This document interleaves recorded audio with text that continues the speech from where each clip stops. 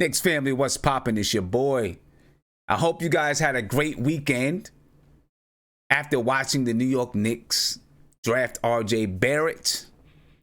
And of course, they went ahead and did some other, had some other moves after they drafted R.J. Barrett, which was some very good moves. They signed Chris Wilkes. I mean, listen, the Knicks did a very good job during the NBA draft. I'm proud of what the Knicks did during the NBA draft, so I really want to give it up to them. And we're going to go over it a little bit later on, talk about the moves that they did in the draft and, of course, after the draft. Don't forget about Ignaz Brogdon. You know what I'm saying? So we're going to get into it, but right now, we're going to do the New York Knicks free agency guide. We're going to talk about the Knicks. We're going to talk about free agency.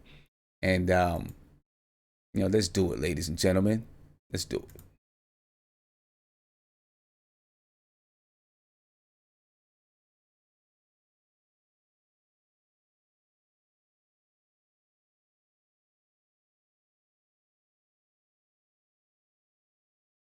Do me a favor, subscribe to the channel, ring that notification bell. You get a notification anytime that I go live, drop a video, post something into my community section. Stay with me, stay updated, because I'm keeping you there with everything happening with the New York Knicks this free agency or this offseason. So make sure you subscribe to the channel right now at this very moment. All right, we have a video chat already building up, already built up. We got Nate. We got Nick, we got Guillermo, we got Isaiah. Isaiah obviously comes into the chat talking trash, continuously talking about what he's going to do on the basketball court. We all know this man can't shoot a water gun, but, it is what it is. I let him keep going, let him keep talking. The New York Knicks, man, they drafted R.J. Barrett. They drafted Ignaz Brogdon, 2 wing players. Obviously, R.J. Barrett's he's already on the team. He's a first-round draft pick, drafted 3rd in the NBA draft. Brogdon drafted with the 47th pick. The Knicks traded with the Sacramento Kings for the 55th pick and cash considerations to move up and draft Ignaz Brogdon. And I'm pretty sure you guys seen the video that I put out. If not, go check out the video. And I like this move for Ignaz. Iggy, we'll call him Iggy. I like this move for Iggy. I think that Iggy he's going to make the team. I think he's going to be a hard-working guy, a ball of energy. It's the type of thing that the Knicks need. Good move, very good move, very good move. And, he's a young guy. He's 20 years old. He's a one-and-done guy. So he's a freshman this year, the leading scorer for Michigan. All right, so we'll see what happens with Iggy.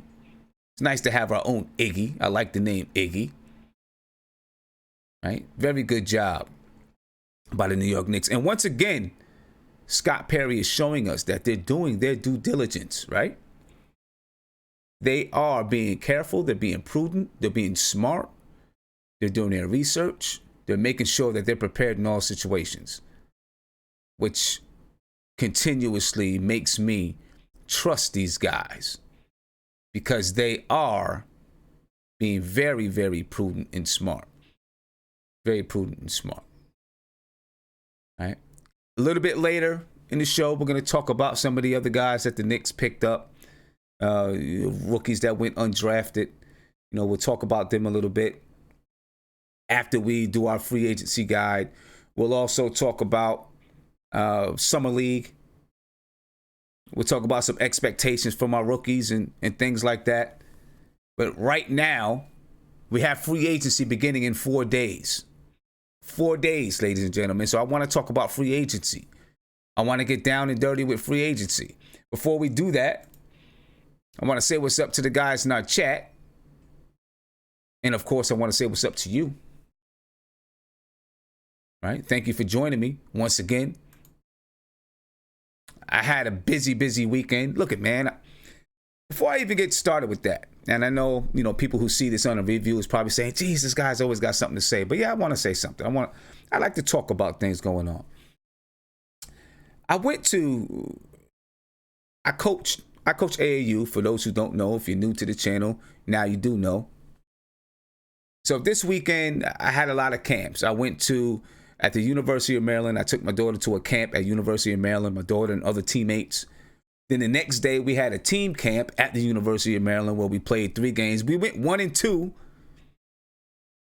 We should have been 3-0, but we went 1-2. The first game was 8 o'clock in the morning. All the girls were asleep still. They're on the court snoring. That's why we got bust. I was pissed off. I was heated. I was pissed off with the way that they performed in the first game. Because it's a team that we should have beaten. Second game, we walked through the team. The third game, our starting point guard, she busted up her knee.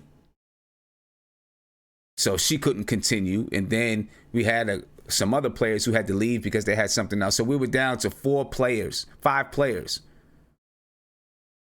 And one of them is brand new, didn't even know our system or what we were doing.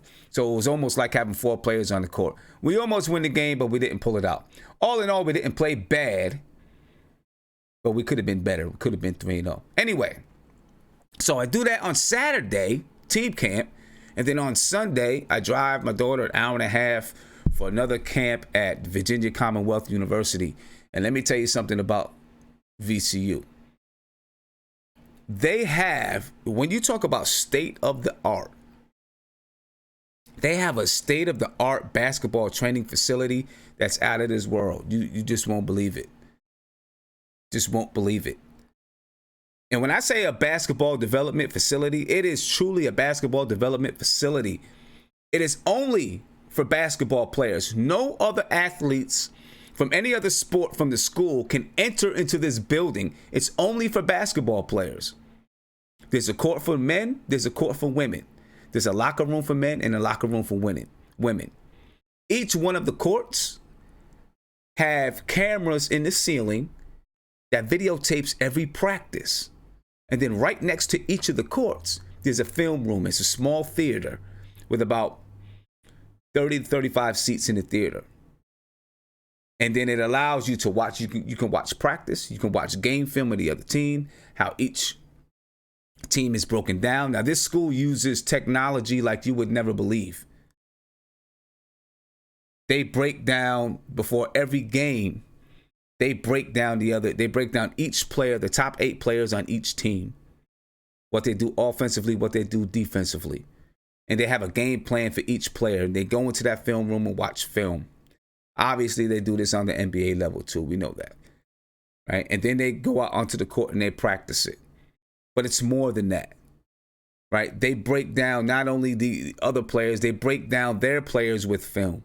And at the end of the season, they give each player a 10-minute video clip of themselves so that they know what they need to work on and develop during the off season. During practice, each one of these players wears a heart monitor so they know which drills are pushing them, or they know which players are not working as hard because their heart rate isn't up. It's amazing what they had there, man. It was just amazing. They had a lounge for the players that's stocked with food. They have grills that have what they should be eating above the grills, marked above the grills.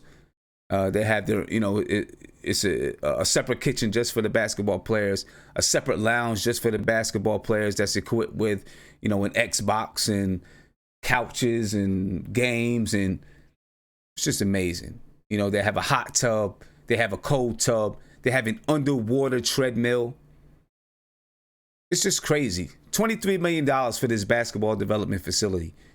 It is out of this world. So you can imagine what these NBA players have. You can imagine what they have. But enough about my weekend. I just wanted to tell that story. There was really no moral to the story, or it wasn't leading to anything. I just wanted to tell it because I was there. And I had a busy weekend going to these different camps and stuff like that, and thought it would be fun to let you guys know. It didn't really lead to anything. But let me go ahead and talk to these guys real quick. See what these guys are talking about. Then we'll get to our free agency guy. Talk free agency because it's coming this Sunday. Right? Free agency.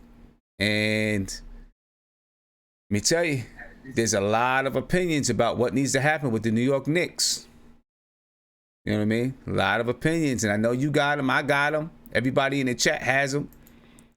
And I see our guy Sandy is joining us, but you know, all we got from Sandy is a purple screen right now. But it's all good. It's all good. Sandy can talk to us through the purple screen. Let's get to these guys, man. Let's see what these guys thinking about. All right, let's start off, man. Isaiah, I'm coming to you last just because you got that fist up in the air. I don't know why you got a fist up in the air.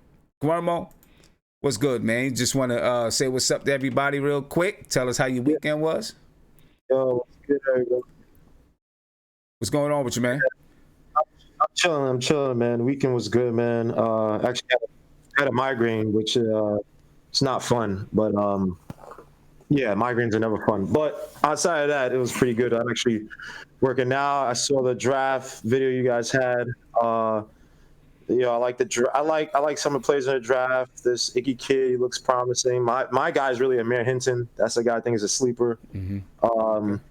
He might push out Trier. But yeah, overall, I think it was a decent draft. I don't like. Well, we'll talk about that later. But you said you think he might push Trier out. Yeah, because Hinton's 6'5", 190, right? Trier is what, 6'5". I don't know how much he weighs. So as a guy, if they stash him away in the G League, develop him a little bit, refine some of his moves, his defense, especially improve his 3-point shot. I think he only shot 29% at Shaw, but the guy had some really refined moves going to the basket. I don't know about his mental makeup, but I know that Trier has, you know, some attitude problems, whatever, little entitled. So I'm just saying, you know, that could be a possibility. But I'm not looking forward to it. I'm just saying it could be. But, you know, for this team, you got to think about who are the players you want to build going forward. Who are the guys you're going to take to next year, right? So I like a lot of guys they drive. A lot of guys are, I wouldn't say high energy guys, but they're kind of like type A, kind of like go get him attitude kind of guy, except for the guy from UCLA. I heard he was he has, you know, little lackadaisical, blah, blah, all that stuff. But the other three guys, and I don't know about the guy from Louisville. I don't know much about him. But, you know, overall, I like the draft. So, yeah, ready to talk about him, man. Amir Hinton is my sleeper. I'm calling it right now, man. You say that again? You said what? Amir Hinton is my sleeper, so I'm calling that right now. Okay. All right. Come back to you. And Mark, coming to you, man. Mark, you there? Or you froze? Mark's froze. Nate. Doing? What's good, man? Hey, it's my birthday, man. Give me a shout out. Oh, big shout out to Nate. Happy birthday. How old are you today, Nate? 33, man. 33 years old. The big 33. Big shout out to Nate for having a birthday today. You know what I'm saying? Yeah, living to see the Knicks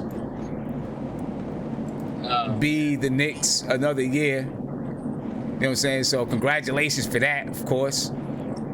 You doing anything special today for your birthday, man? Not really, man. Just kind of chilling, you know. Want to get on the show because I know it's going to be a lot of good stuff to talk about. So, but no, just kind of keep it chill, man. I mean, it's Monday, man. It's Monday. I mean, I got to work tomorrow, so there ain't no partying going out. Maybe this weekend. Okay. All right. Well, you know, just take it easy. Don't do too much. Don't get too crazy out there. All right. Oh. I mean, you should have partied. You should have partied this weekend. That's when you should have partied. Yeah, I know, man. You know, I'm one of those older people, man, that's more mature for my age. So my partying days are over. I mean, just another day for me. I feel you. I feel you on that one. I think I'm in the same space as you. I'll be right back to you. All right. All right, man. My man Nick, what's going on, Nick? What's up? I'm good, man. I'm all right, doing good. Yeah. Can't complain, man. Okay, that's good, man. How was your weekend? Weekend was great, man. Had a wedding to go to and watch a little bit of the draft. Saw some of the signings and stuff, and I'm proud to be a Knicks fan right now, so that's good. Yeah, me too, man. Can't complain. Really proud to be a Knicks fan right now because, you know, we're doing a lot of good things. If people could talk about Brooklyn, they can talk about all this other stuff, you know, to try to disparage the Knicks. It's not happening for me, man. It's not happening. They're not doing it. Yeah, I like everything that the Knicks are doing right now. It's funny because I'm less of a fan of ESPN and all these big news outlets now because the way they treat the Knicks is kind of idiotic.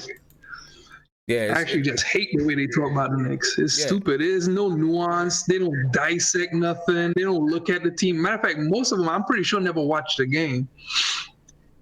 Yeah, definitely. They definitely don't. You know, they just say, they know as soon as they say New York, fans are gonna jump on and they're gonna respond. Right? Yeah. And you know, and it's automatically gonna make news as soon as they say New York. You know what I mean? Yeah. So they want to say New York, right? I'm looking in the chat right now. Someone said Iguodala is a loser. I don't know if he's a loser, but obviously, you know, he tried to diss New York today by saying nobody's going to New York, da da da da. And maybe it doesn't happen. You know what? Whatever. You know, we got a plan, we got an idea, we got a vision, and we're moving forward with it. So I'm happy with that. Yeah, I'm happy with that. There was another reporter too on Twitter was saying how the Knicks got no plan or something, and I'm like, dude, you tell me what the plan is not. Like, we have a plan, you know. It's crazy. No one has any real insight into the team. Yeah, that kills. It's just obvious. That kills me, you know. And listen, I don't have much insight into the Brooklyn Nets, but there's a lot, you know. There's all this talk, you know. I listen to, you know, watching Sports Center, and everyone is saying how the Brooklyn Nets are, you know, they're such an amazing franchise and all this stuff, and it just kills me because just not a few years ago they made the crazy trade to bring in Paul Pierce and Kevin Garnett and all this stuff, and gave up all these draft picks. And then, of course, they moved on from that regime and moved into another regime. And that regime, they did well. They did well. But let's put it like this, though. They made moves to clear cap space just like the Knicks did. Now, they didn't trade Kristaps Porzingis, but obviously with Kristaps Porzingis, it wasn't the Knicks who just said, I want to trade you for cap space. It had to do with Kristaps, right? They made moves just like the Knicks to clear cap space. If they end up crapping out, I want to see what they say if they still have this such a great franchise going on, if they end up crapping out in free agency as well. You know, I'll pay attention to that and see how that goes, because they're taking a chance, just like every other team that's cleared cap space is taking a chance. But of course, with the Knicks, you know, it's going to be something major. You know what I mean? I mean, it's a little bit different with the Nets versus the Knicks, because the Nets, they at least they have until free agency begins to actually just cut some guys off the team, and then they'll have the cap space for two. But even if they like cut those guys and then sign, say, Durant and Kyrie, their team is decimated. All they have is Karis LeVert and Dinwiddie. Yeah. Hey. So you could sit here and say they're quote unquote in a better space because they will have Durant and Kyrie. It's not exactly better. It's not. Anyway, it's not. And it's then not exactly like better. flipping it back to, you know, they'd be taking the same chance that the Knicks would have been taking if they signed KD and Kyrie. You know what I'm saying? It's not it's not exactly better. They really don't have that much on their roster. They're going to be giving up. If they sign Kyrie, they're going to be giving up an up and coming player in Deangelo Russell, right? And you know, a player who is up and coming. He's not Kyrie Irving. I'm not going to say he's Kyrie Irving, but he's probably more healthy than Kyrie Irving, right? Definitely. And if he has his injuries too. He has injuries too, but he's not as bad as Kyrie. Not as bad as Kyrie. And if anything happens, they sign Kyrie. They take that chance. They sign Kyrie, sign KD, and it doesn't work out. We'll see how they're looked at. We'll see if they're still looked at as this, you know, this super functional franchise that everyone is talking about. You know, but you know, it is what it is. Let me get around and you know, I get tired of hearing it too, though. I definitely get tired of hearing it. Right, Yeah. let me get around to the crew, man. Ant, I'm coming to you. I'm skipping over Isaiah every time. I may not even introduce Isaiah. I don't know. Go ahead, Ant. Ant, can you hear me? I don't know if Ant can hear me. I can't hear you, my man. Let me come to Rob the Nick. Hey, Rob, what's good? Yo. What's going on? Hey, what's good, Shams? Ain't nothing, just chilling. It's my birthday, too. Oh, yeah. Okay. Oh, happy birthday to you, man. Listen, I'm really honored and flattered that you guys are choosing to join me for your birthday. Seriously. Yeah, no doubt, no doubt. Yeah. So, yeah, it's all good. Can you turn that down in the back? Hey, can you hear me? Oh, yeah. Yeah, no. There you go. Yeah. Yeah, man. Yeah, sitting down there. Yeah, we go get a little content in, you know. Yeah. And then, go from there. Sitting back 54. So, yeah, sitting in the cut. All right. 54 years young. I'm feeling that. Yeah, no doubt. Thanks. Appreciate it. So, how you feeling about the Knicks draft, man?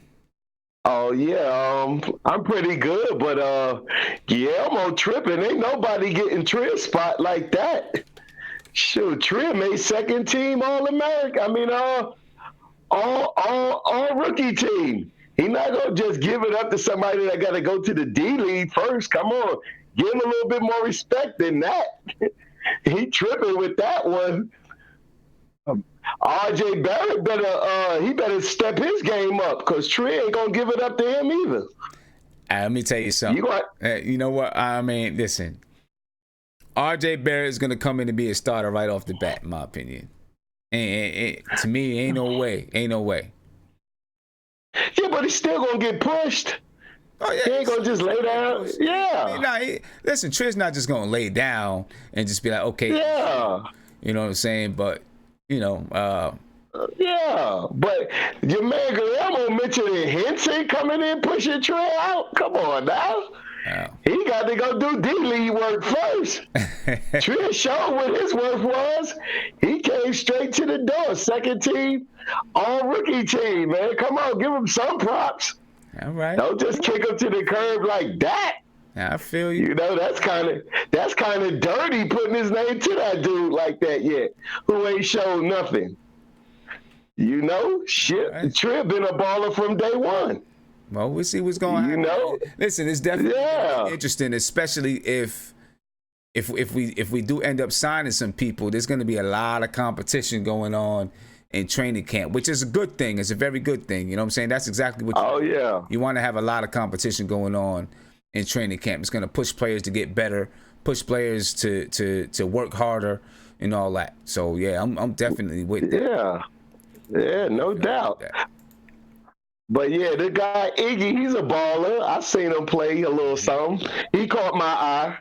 So you know, he gonna be like hard defensive. He can score a little bit too. I think he gonna be all right on the net. And that's the new Ron Baker. You know, we got to keep our Ron Baker. Oh, okay. I think he's going to be better than Ron Baker, though, for sure. Yeah, better, though. But, you know, he going to be that tough-nosed defender. He going to put that in, too. But, like, you know, I think he going to be a little better, too, though. But, I definitely think you know. Than Ron Baker. He can, you know, he can score the ball a little bit better. You know, obviously he's taller. He's 6'8". He can score the ball. And he's not coming out of, you know, Ron Baker came out of college as a senior. He's coming out of college as a freshman, so he's got some upside too. My concern with him is, is he going to be able to guard NBA 3-men, because he's going to be a 3 in the NBA. He was a 4 at Michigan. Is he, you know, he's going to be able to guard NBA 3-men, but we'll see. We'll see what's up. Oh yeah, no doubt. We going to give him a look over. Yeah, we give him a look over. Let me get around, man. Let me get around to. Okay, no doubt. I'll come back to you. All right. Let me get Mark. Yo, what's good, bro? What's happening, bro? How you doing? I'm good, man. How you been? I mean, dang, you coming on sounding mad. You mad already? We ain't even talked about nothing yet. What's happening, bro? How you doing? Golly, man, what's up? I'm all right, man. I just came in the crib and stuff, so, you know, I'm all right. But The Knicks, man, let me tell you, they did some good things, especially with the undrafted signees. I like what they did right there with the Wilkes kid, because I think he's gonna be a NBA pro. I don't think he's gonna be in like star or anything, but I think he's gonna be a solid pro, solid two guard, small forward combo type player. He's solid. The Amir Hinton kid, he could go both ways. He could be a bust or he could be really good. But I think the Knicks is going to test him out through the summer league and everything. I think he's going to be in the G League because he has a lot to work. He has a lot of work to do on his game also. But like I said, I like when they went for my dude from Michigan because I was watching some stuff with him. What I like about his game is that he doesn't force anything. He doesn't force anything with his game. If he don't have it, he'll give it up. He could shoot it a bit. He could shoot it. He can make shots. You know, he's got the ball very well. He's hard-nosed. He runs the floor As soon as he see the ball get rebound, he's down the floor. So I like that in him. It's going to be a lot of fast breaks with him when you see him on the floor. So it's a good, solid pick. He's good. I like what the Knicks did, especially going for wings and stuff like that. I like what they did because even with the wings that we have on our team right now, you know, they still up and coming. They could lose their spot to these guys because these guys that are coming in, they could play basketball. They have good IQ to the game. So, you know, guys like Frank and Dotson better watch out because they spot can get taken real quick. Because these guys that we drafted is real good. Yeah. And I ain't just talking about skill. I'm talking about the basketball mental part where they read defense well and you know, make plays well and stuff like that. I'm really high on that Michigan kid a lot. I'm really high on him because I think he could defend because I heard you say he played 4 in college. That's even good. But he could defend. He ain't no sucker. He ain't no chump. He can defend, but we'll see if he has the foot speed to defend threes in the NBA. You know, we'll see. Yeah. We'll see. You know, they all got it. You know they all got to translate. You know they all got to translate to their speed. So in the beginning of the season, you're gonna see some lapses. You're gonna see some lapses throughout the season with those guys because, like I said, the NBA speed they have to accumulate to. So, but you know, I have really high regard for Iggy. I really do. I really like him a lot for what he is. So I really like him a lot. Okay. All right, man. All right. Listen, let's go ahead and get into our. We're gonna go ahead. Oh, wait a minute, I got Sandy. Let me get this Sandy. Sandy's new. Let me get this Sandy. Sandy, can you hear me? Can you hear me? Yeah, I can hear you, man. What's going on with you? All right, man. So we talked when you came on briefly the other night. I've been really happy with what's going on. So many levels. Not only did we have a great draft. But, I mean, and I'm looking at everyone. I want to see you all, acknowledge this with me. I'm just so happy to see how this front office is running shit now. It's so different. We used to take all these bums in. We used to be the team people came to the top to dump their trash. Mm-hmm. And, they're not doing that now. They're building with the kids. They're not playing games. I'm just really happy. So that makes me happy. Listen, so I think I told you this last time. I'm a massive Wolverine fan. I pretty much watch just spent tonight watching them win the first game of the World Series, College World Series. But Iggy, you're going to love Iggy. I mean, you guys are just going to love Iggy. It's got moxie. He's got grit. He's got a little chip on his shoulder. Okay. And don't sleep on his defense. I mean, this kid played a lot of minutes, and he played for the number 2 defense in the nation this year. John Beilein came in with, the system that he was famous for. It's doing pretty good at Michigan, but not going anywhere great. And then he just, really made he brought in another coach, and they made defense the priority. majority of how that team works. This kid has been hammered into his head how to play legit D and legit team defense, which is as important as individual defense. So I keep hearing how his arms are short, he may not be fast enough. Well, when I watched him, he just played. He's a gamer. You know, this is one of the guys where you throw out the measurements and you just say, I've seen what he does. That's what he's going to do for us. He's going to come in. He's going to be a spark off the bench. No way he's going to start, and everyone's going to love it. He's going to become like a fan favorite. I mean, look at him. How can you not love the kid? He smiles all the time. You know, he's going to be a favorite. You know. All right. Well, hey, Sandy, let me get back to you, man. I'm gonna start jumping into this free agency thing. All right, and I'm gonna get back to you.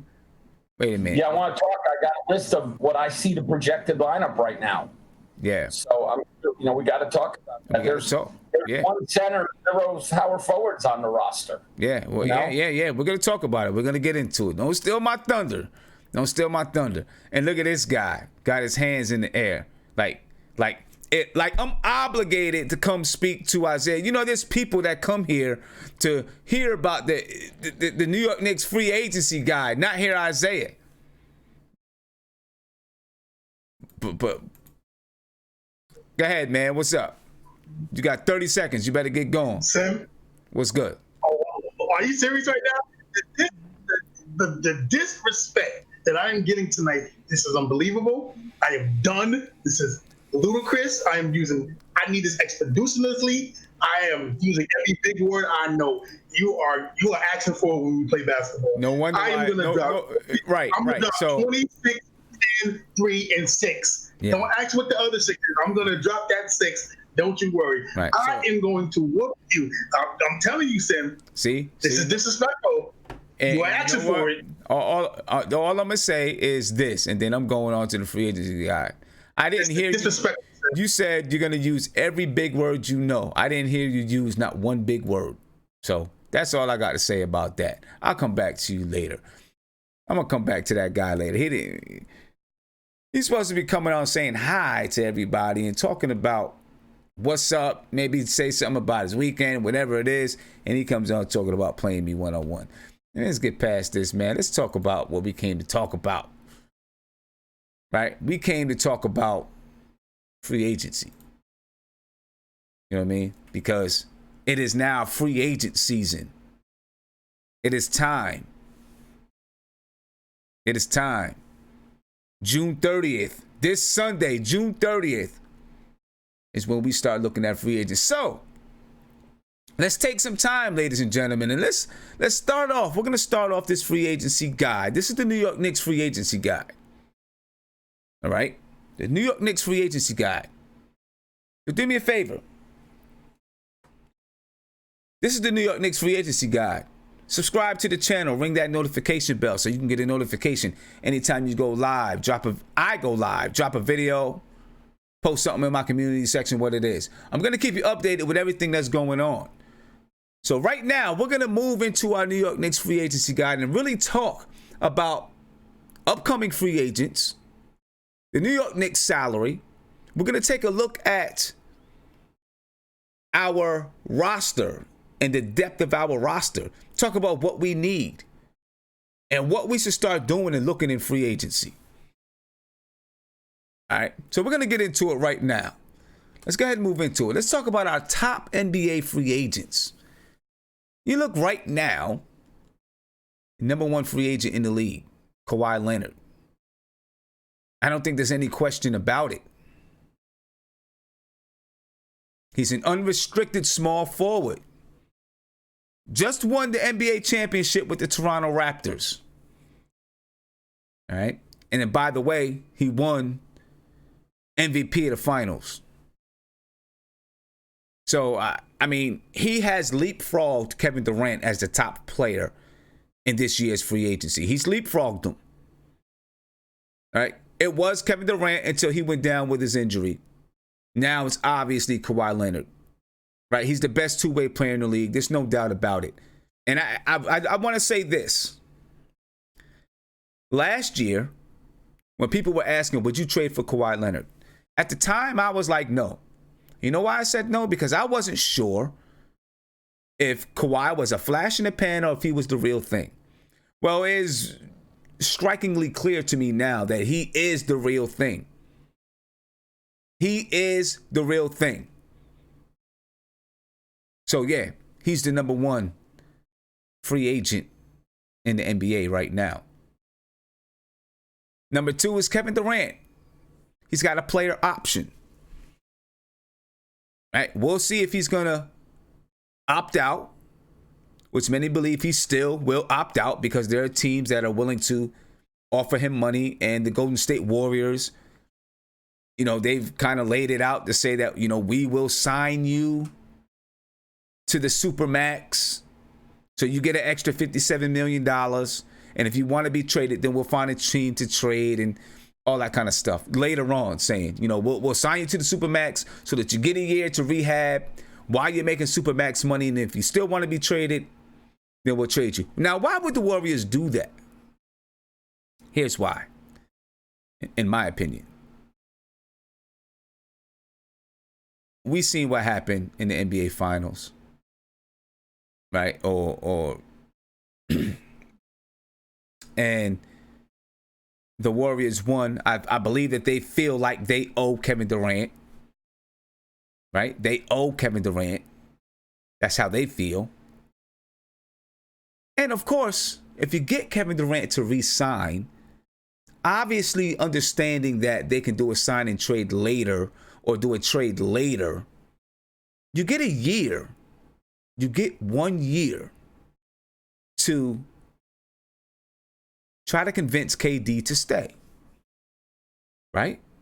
I'm pretty sure that's what they're looking at. How can we convince Kevin Durant to stay? So if we sign him and then we have a whole year to convince him to stay while he's rehabbing.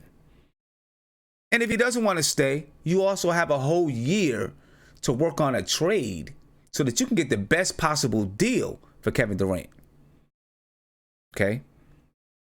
So that really does, it works in the favor of the Golden State Warriors. It works in the favor of Kevin Durant. Unless Kevin Durant just wants to be out. If he just wants to be out, then you look for him to opt out and, well, he's going to opt out anyway. You'll look for him to look for greener pastures. By the way, Kevin Durant's maximum salary is like $38 million. That's the max for him, 38 mil. Starting salary, that is. Starting salary is 38 million. Kawhi Leonard's starting salary, I believe, is 32.7 million. Next, you got Kyrie Irving. All kinds of news about Kyrie Irving. Right? All kinds of news. And by the way, big shout out to Hoops Hype for the information. Right? This information is on hoopshype.com. You can go right there and get this information. All right. Kyrie Irving, undoubtedly the best point guard in this draft class. In this free agency class or free agency group. Averaged 23.8 points per game, 6.9 assists per game. He shot 40% from 3. He's obviously one of the hardest people to defend in the league. He can do it all, and he's almost unguardable. Maybe the best finisher in the league. Small guy finisher in the league. Kyrie Irving, his maximum salary is going to be like $32 million. Next, you got Kemba Walker. He's an unrestricted free agent. He's 6'1", plays with Charlotte. He averaged 25.6 points per game last year, 4.4 rebounds, 5.9 assists. A lot of people in New York want to stay away from Kemba Walker because Kemba Walker's been in the league over 7 years. He too is going to get a lot of money from a max salary. 32.7 million or something like that. All right, so some people want to stay away from Kemba Walker. You got Jimmy Butler. He's got a player option. I think most people believe he's going to opt out of it. He's a shooting guard, 6'7", plays for the 76ers right now. He's a two-way guy. He can average 20 a night. He can also shut down a guy and stop a guy from getting 20. He's also had a lot of problems, locker room problems, with the Chicago Bulls, the Minnesota Timberwolves, and even some with the Philadelphia 76ers. A lot of discussion on whether or not people would want to bring Jimmy Butler to the New York Knicks. Me, personally, I feel like Jimmy Butler is too much in the locker room, especially with what we're trying to build right now. I don't know if he's actually a leader. I don't know. I feel like I just don't think this group right now would do well with Jimmy Butler in the locker room. That's my opinion. My opinion. You got Deangelo Russell on the market. He's a guy that I really do like. I've talked about him before. You guys know this. I like Deangelo Russell. People disagree with me and they don't believe, they don't believe that Deangelo Russell is worth a max. I'm not sure that he's worth a max, but if you get him for less than a max, if you can get him for less than a max, then I think he's worth it. Now, right now, Deangelo Russell's free agency is directly tied to Kyrie Irving. See, Deangelo Russell is a restricted free agent with the Brooklyn Nets. So anything, any salary, any contract that an NBA team offers Deangelo Russell, the Brooklyn Nets can match it. So, where's that leave Deangelo Russell? It leaves him at the mercy of the Nets. But if the Brooklyn Nets decide to sign Kyrie Irving or come to an agreement with Kyrie Irving, then it seems that they would probably denounce Deangelo Russell or just decide not to match a contract if it were put out there. I'm not exactly sure what those implications have. I know there's a certain period of time that the Nets would have to match that contract. Okay. So I'm not exactly sure what if they would just decide to denounce him or if there's any benefits to them or anyone else, or maybe even benefits to Deangelo Russell for them to wait for that week. The only thing that I can think of is that it would maybe push that contract higher. Maybe a team would say, we're just going to offer you the max because we don't think the Brooklyn Nets are going to offer you the max. Who knows?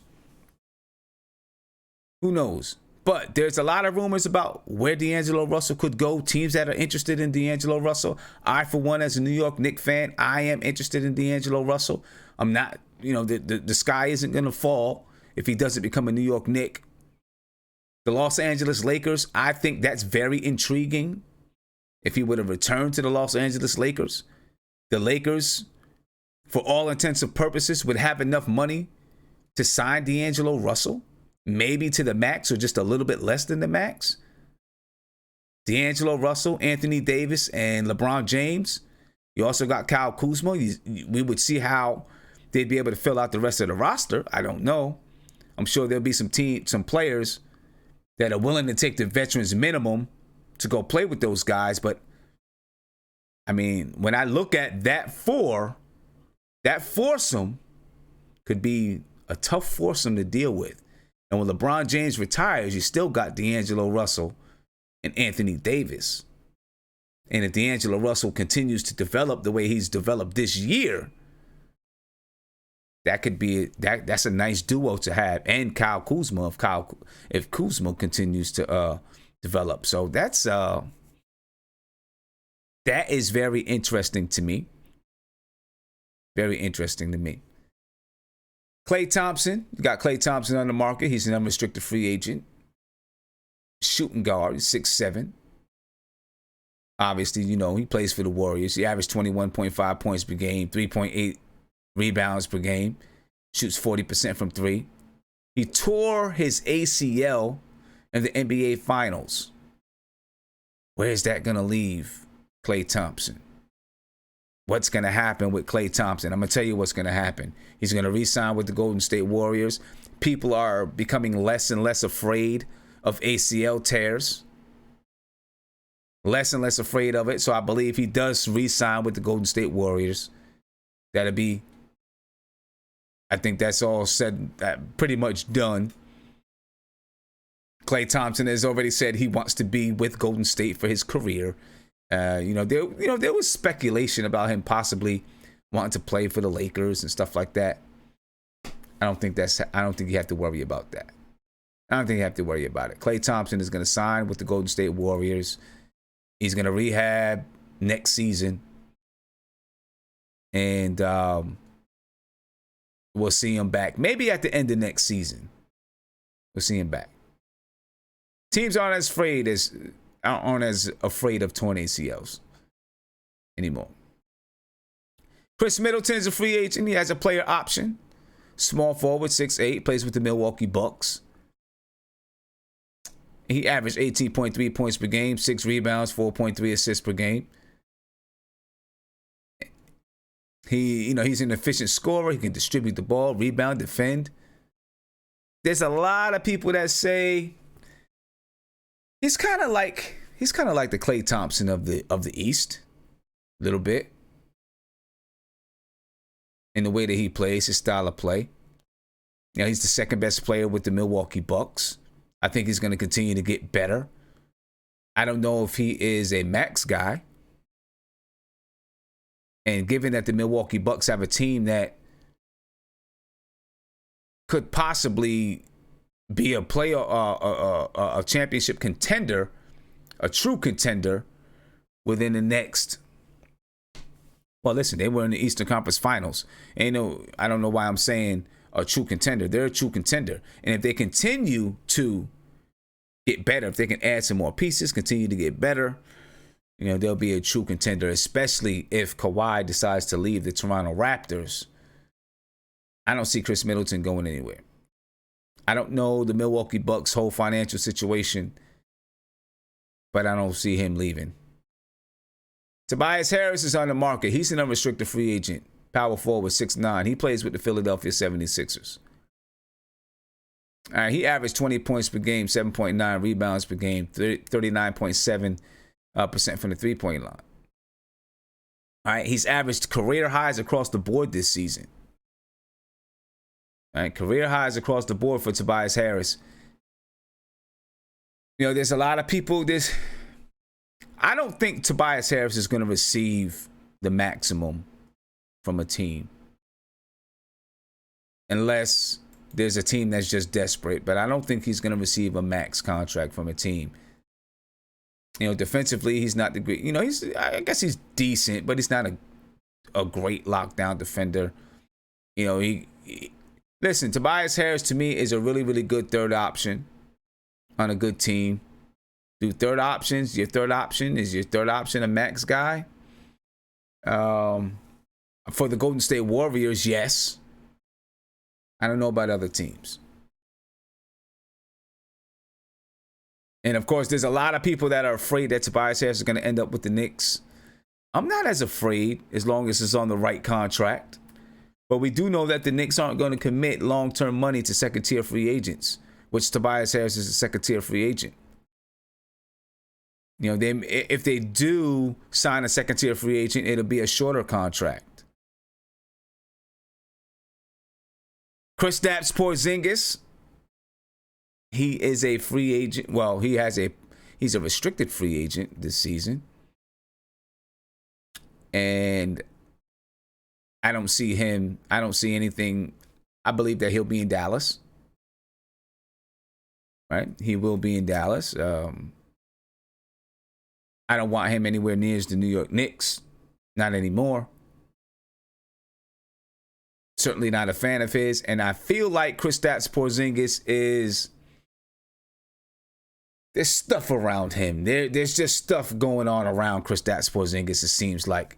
Things that happen may not always be his fault, but it just feels like there's stuff around him. And I think that's going to be like that for a good portion of his career. You know what I'm saying? That's what I think. B-Baller for real. You say I got him as high as second tier, talking about Tobias Harris. I mean, in this draft, maybe so. I mean, your first tier guys are, who's your first tier guys? Kawhi Leonard, Kevin Durant, Kyrie Irving, Klay Thompson. Maybe those are your first tier guys. Second tier guys to me, Kemba Walker, Jimmy Butler, maybe Deangelo Russell, Chris Middleton, Tobias Harris. I mean, I kind of look at those guys all kind of clumped together. Right? I'm not going to go and read every single person. You got Nikola Vucevic. You got DeMarcus Cousins. Julius Randle has a player option, and he's opted out. I do like Julius Randle. Al Horford is an unrestricted free agent. He opted out. I don't want Al Horford. Nothing wrong with Al Horford. I think he's a good player, a player on a championship team, but not for the Knicks. Marc Gasol has a player option. Bogdanovich is an unrestricted free agent. Brook Lopez is unrestricted. DeAndre Jordan is an unrestricted free agent. There's some teams out there who are interested in DeAndre Jordan, including the Brooklyn Nets, the Los Angeles Lakers. Malcolm Brogdon is a restricted free agent. Paul Millsap, he's got a team option, which he makes $30 million. That's his option for next season. If the team opts to keep Paul Millsap, they've got to give him $30 million. We'll see what happens there. Danny Green's an unrestricted free agent. J.J. Redick is an unrestricted free agent. Harrison Barnes, Nikolai Mirotic. There's a lot of free agents this season. We'll see what happens there. Let's quickly, we'll come back to it. We're going to come back to it. You see who some of the free agents are. And we're going to take a look at, we're going to talk about some salary cap stuff. So I'm scrolling back up. You're seeing the free agents. And of course, your top free agent is Kawhi Leonard, Kevin Durant, Kyrie Irving. That's your top guys. Those are your top guys. But now let's take a look at who's got salary cap space. Obviously, we know that the Knicks have salary cap space. Right? The Knicks have like $70 million in salary cap space. All right, so we're going to take a look at the Knicks salary cap space. And, just quickly see how that looks. We've gone over this before, but we're going to look at it again. At the moment, the Knicks have $69 million in salary cap space. And I want you to keep that in mind because I am going to bring up Spot Track. Spot Track breaks down salaries, and sometimes they break it down in a confusing way. But I'm going to bring it up. And when I bring it up, you're going to see it says that the Knicks have only $59 million in salary cap space. But that's not true. It is and it isn't. Here's why. You see, the Knicks, and as you're looking at Knicks Film School 2019 salary cap outlook, you see it says cap space in big bold letters, and it says $69,823,772. Why would Spot Track say $59 million? Here's why. Because the New York Knicks have a contract with Lance Thomas. If the Knicks choose to keep Lance Thomas and not waive Lance Thomas, then they'll have to pay him $7 million. If they waive Lance Thomas, they only have to pay him $1 million. You got some other players for the New York Knicks who have non-guaranteed contracts as well. Damian Dotson has a non-guaranteed contract. With these guys having non-guaranteed contracts, if the Knicks want to have maximum salary space, which is $69,823,000, then they will choose not to give Damian Dotson, not to guarantee his contract, and they have until 7/15 to get, after July 15th is guaranteed. Lance Thomas, after this Sunday, $1 million will be guaranteed. All right. So I hope you guys get me with that. I'm gonna break it down just a little bit slower. The Knicks have $69 million. But Spot Track, of which I'm going to bring up, shows $59 million. And there's a reason that they show $59 million. Right? The reason they show $59 million is because the Knicks have non-guaranteed salary with Damian Dotson. They also have non-guaranteed salary with Lance Thomas. They also have non-guaranteed salary. Let me look at it really quick. With Henry Ellenson. Right? So as long as the Knicks decide not to guarantee these guys contracts, they'll have $69 million. I just want you to keep that in mind. All right? Keep that in mind and remember. The Knicks have $69 million. $70 million for the most part. The most cap space in the NBA. Regardless of what Spot Track is saying, their calculation is a little bit wrong. All right. Other teams that have cap space that we should be looking out for, which I'm going to bring over and show you right now. And this is the reason why, I brought this up about Spot Track.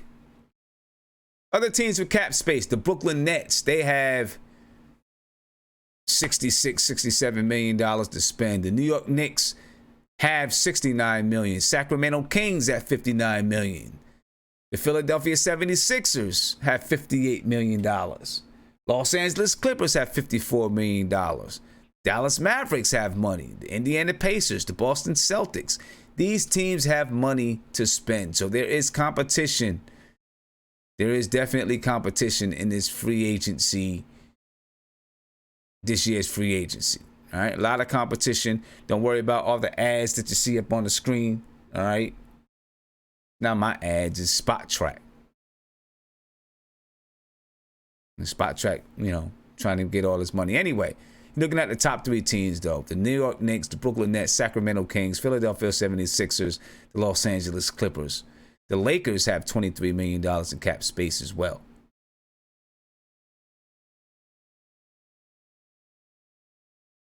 Right? They have $23 million in cap space as well. So what do we do with all this money? What did the Knicks do with this money? It remains to be seen what the Knicks are going to do with this money, but they have a lot of it to spend. They have a lot of it to spend still. Let's take a look. We'll take a quick look at our roster right now, because our roster is pretty bare. And the roster that I'm going to bring up, and there's going to be people that cry, scream, and complain about who they see on the depth chart. But I constructed the depth chart with trying to balance the roster, okay? So, let's not get overly sensitive about who's on the roster and all this kind of stuff. All right. This is obviously preliminary stuff and all that kind of stuff. So chill out. Right? Don't be sensitive.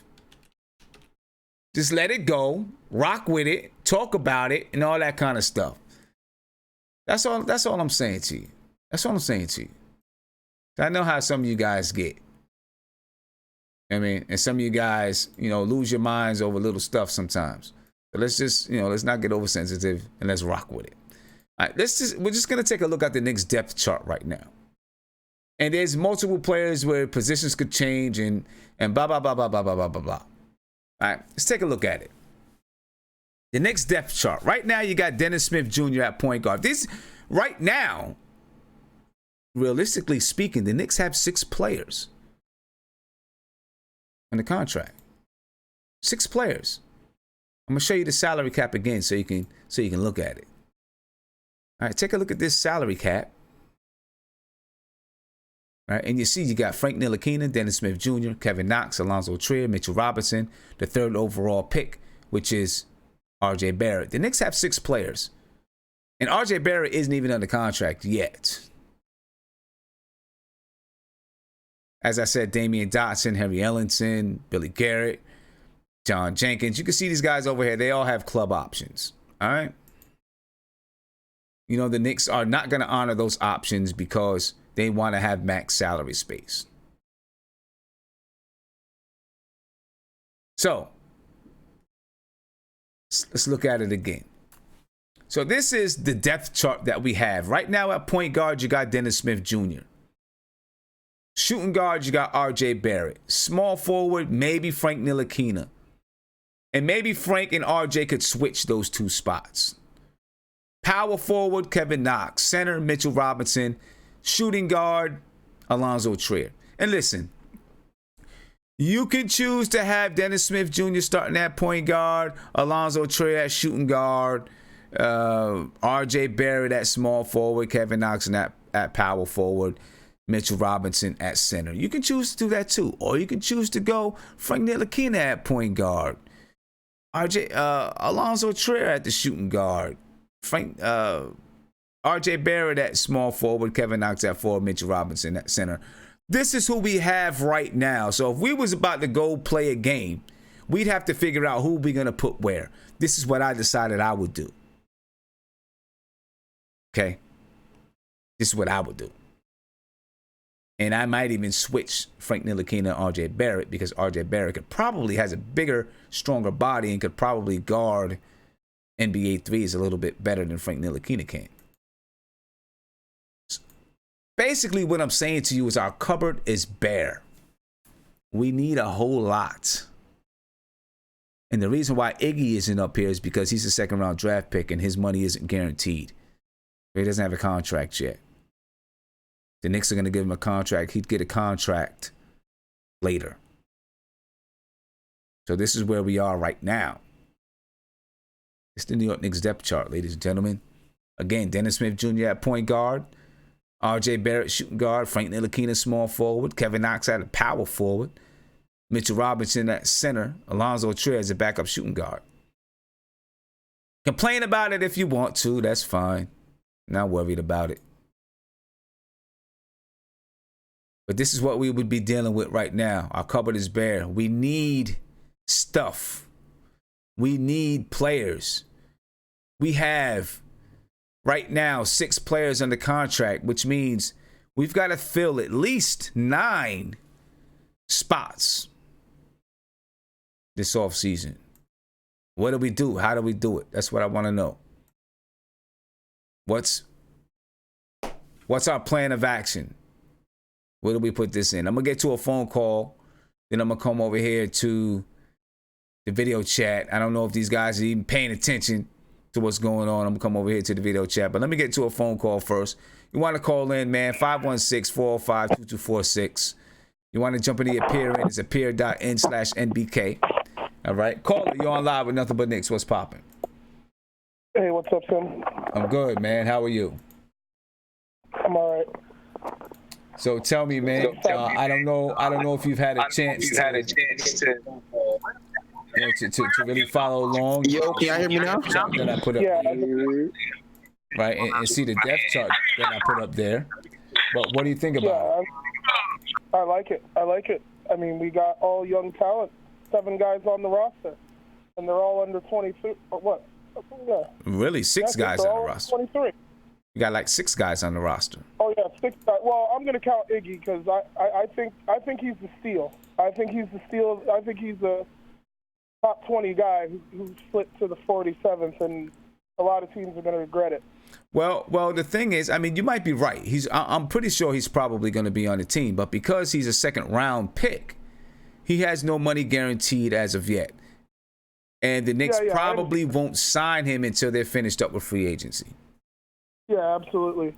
So even if we're going to go with those 6 right now today, yeah, that's a great young 23 and under crew. There's nothing. I mean, I don't know any other team that can boast that kind of skill that young. I mean, Mitch Robinson, I don't know if anybody watched the awards tonight, but hey, Mitch Robinson got a vote for Rookie of the Year. I mean, hey, that's what's up, man. I mean, that's a leap. I mean, he averaged percentage points in blocks behind Rudy Gobert, and Gobert was Defensive Player of the Year. I mean, that's a star. That's a budding star. So with that depth chart, I think it's a no-brainer we signed DeAndre Jordan, but it's got to be team-friendly. Team-friendly. I mean, he's got to take a little haircut, you know, I mean. Well, here's going to be the thing with DeAndre Jordan, in my opinion. DeAndre Jordan isn't just going to jump right at the Knicks. He's going to wait around and probably see where KD goes, in my opinion. See what else is happening across the landscape of the NBA. The Los Angeles Lakers are interested in DeAndre Jordan. The Brooklyn Nets are interested in DeAndre Jordan. Obviously, the Knicks are still interested in bringing DeAndre Jordan back. So it's not going to be just boom. We're going to sign DeAndre Jordan. We're going to re-sign DeAndre Jordan. No, I know we're not. I know it's not going to be boom, but I think I'm just talking about the guys we should actually just. I mean, the guys who I think would fit well on the roster. I mean, if we're going to construct a decent roster next year, I mean, of course you're going to want KD or Kawhi, but I'm one of those people. I'm not touching an Achilles injury. If it was an ACL, yeah. Achilles, no, can't touch that. So KD's off the board. So, I mean, we're going to pursue Kawhi, but I wouldn't touch any of the point guards. So, I mean, I'd rock with Dennis Smith Jr. I mean, he's, his third year? He's averaged 15 points a game. Yeah. I'll stick with that. All right, well, I mean. Why spend money? Okay. Well, you know, we're going to see it. I think the first question that the Knicks have got to answer, and I'm going to ask some people in the video chat. I'm going to ask you first. Are we good at point guard, or do we need help? So that's the first thing I'm going to ask you. I think I'm going to be completely honest. We're good at point guard. I mean, if you got to spend $30 million to get a point guard who's better than DSJ, and I'm gonna put a dark horse out here. I put Alonzo Trier at the point, not as the starter, but as the backup. I mean, he's an ISO guy. You got to put a defensive team behind him, but I'm not too big on I'm not too big on that, man. Well, I mean, Frank's too big. He's just grown out of the point guard. I think he's just going to be a defensive wing. So, I mean, I don't want to bring back Moutier, and I mean Kadeem Allen's good, but I don't think he's jumping into 25 minutes a game as a backup point guard. I don't think he's ready for that. So, I mean, Trier, I think him and RJ Barrett are going to play off and well with each other because they both got that kind of that dog in them that go out and get it. I think I'd like to see a Trier and RJ backcourt at some time. I'm sure you'll see that throughout the season. I'm pretty sure that you will see a Trier. Handling the ball a bit more. And yeah. I'll let everybody else talk. Yeah, I appreciate the call, my man. I'm pretty sure that you will see a Trier and RJ backcourt at some time during the season. You know, we'll probably see it during the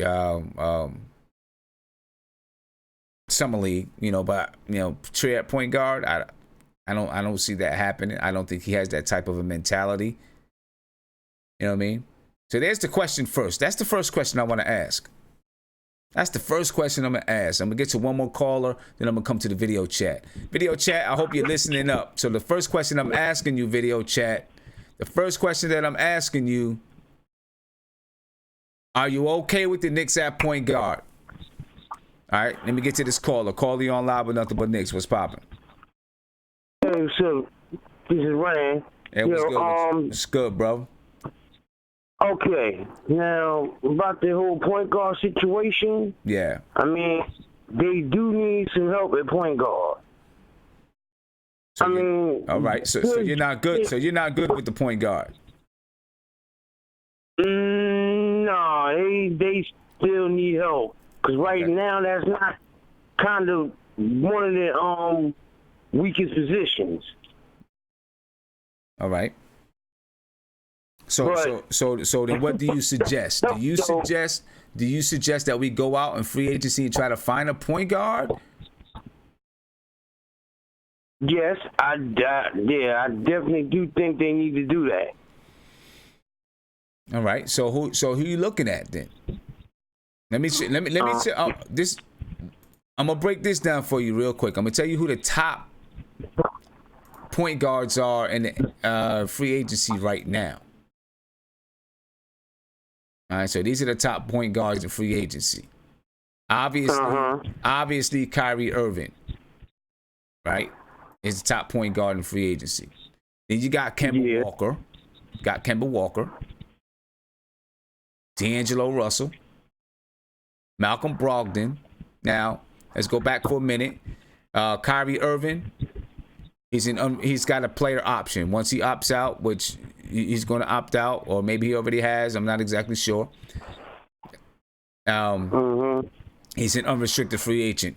Kemba Walker is an unrestricted free agent. Deangelo Russell, he's a restricted free agent. Malcolm Brogdon, a restricted free agent. Ricky Rubio, he's unrestricted. Now, I don't know if I'm crazy about Ricky Rubio. Derrick Rose, unrestricted. I'm not interested in bringing Derrick Rose back. Although he had a good season last year, I'm not interested in bringing him back. Terry Rozier is a restricted free agent. You got Elfrid Payton is unrestricted. Patrick Beverley is unrestricted. He's a guy that I think a lot of Knicks fans look at and say, I can rock with him at point guard. I think he's going to stay in Los Angeles, though. I like Patrick Beverley, you know what I'm saying, because he got a lot of experience. And he got a solid game. Okay. He plays offense and he can play defense, too. Yeah. I tend to think that Patrick Beverley is going to stay in Los Angeles. I think he likes it with the Clippers. He fits there with the Clippers. They play a gritty style, and I think he likes that style of play. Darren Collinson, he's an unrestricted point free agent. Rajon Rondo, I'm not big on Rajon Rondo anymore. He's unrestricted. Isaiah Thomas, no, way too small. You got Ish Smith is a free agent. Obviously, Emmanuel Mudiay is going to be a free agent. TJ McConnell. Now you're getting down, and there's not really much here, right? Not really much here. I mean, I understand Mudiay improved some, this past season, but I don't know if he stepped his game up because, he was in front of his contract, or is he really for real? I think he's for real about trying to get better. You know what I'm saying? I just don't know. There's opportunities. Yeah, listen, Emmanuel Mudiay made strides. He saved his career, in my opinion. I feel like Emmanuel Mudiay was going to, he was maybe on the way out of the league. He saved his career last year. Will he get a contract somewhere? He might get a contract somewhere. I could see him. He'll get a contract somewhere, I think. Oh, yeah, he will. He's young. He definitely get a contract somewhere. I will say this. David Fizdale, I think, likes Emmanuel Mudiay. Oh, I know he likes Mudiay. And that could mean a lot. That could mean a lot. Don't be surprised if you see him back in the Knicks uniform next year, because I wouldn't be surprised either. I do believe that David Fizdale likes the guy. So we'll see. Hey, my man, I appreciate the call. I'm gonna get to this video chat, see what these guys think. All right. All right. And definitely, I appreciate the call, bro. Oh yeah, it was good talking to you. Oh, but one more thing, is the front stoop gonna be back this week? Yeah, front stoop's gonna be back this week, man. We jumping back on this week.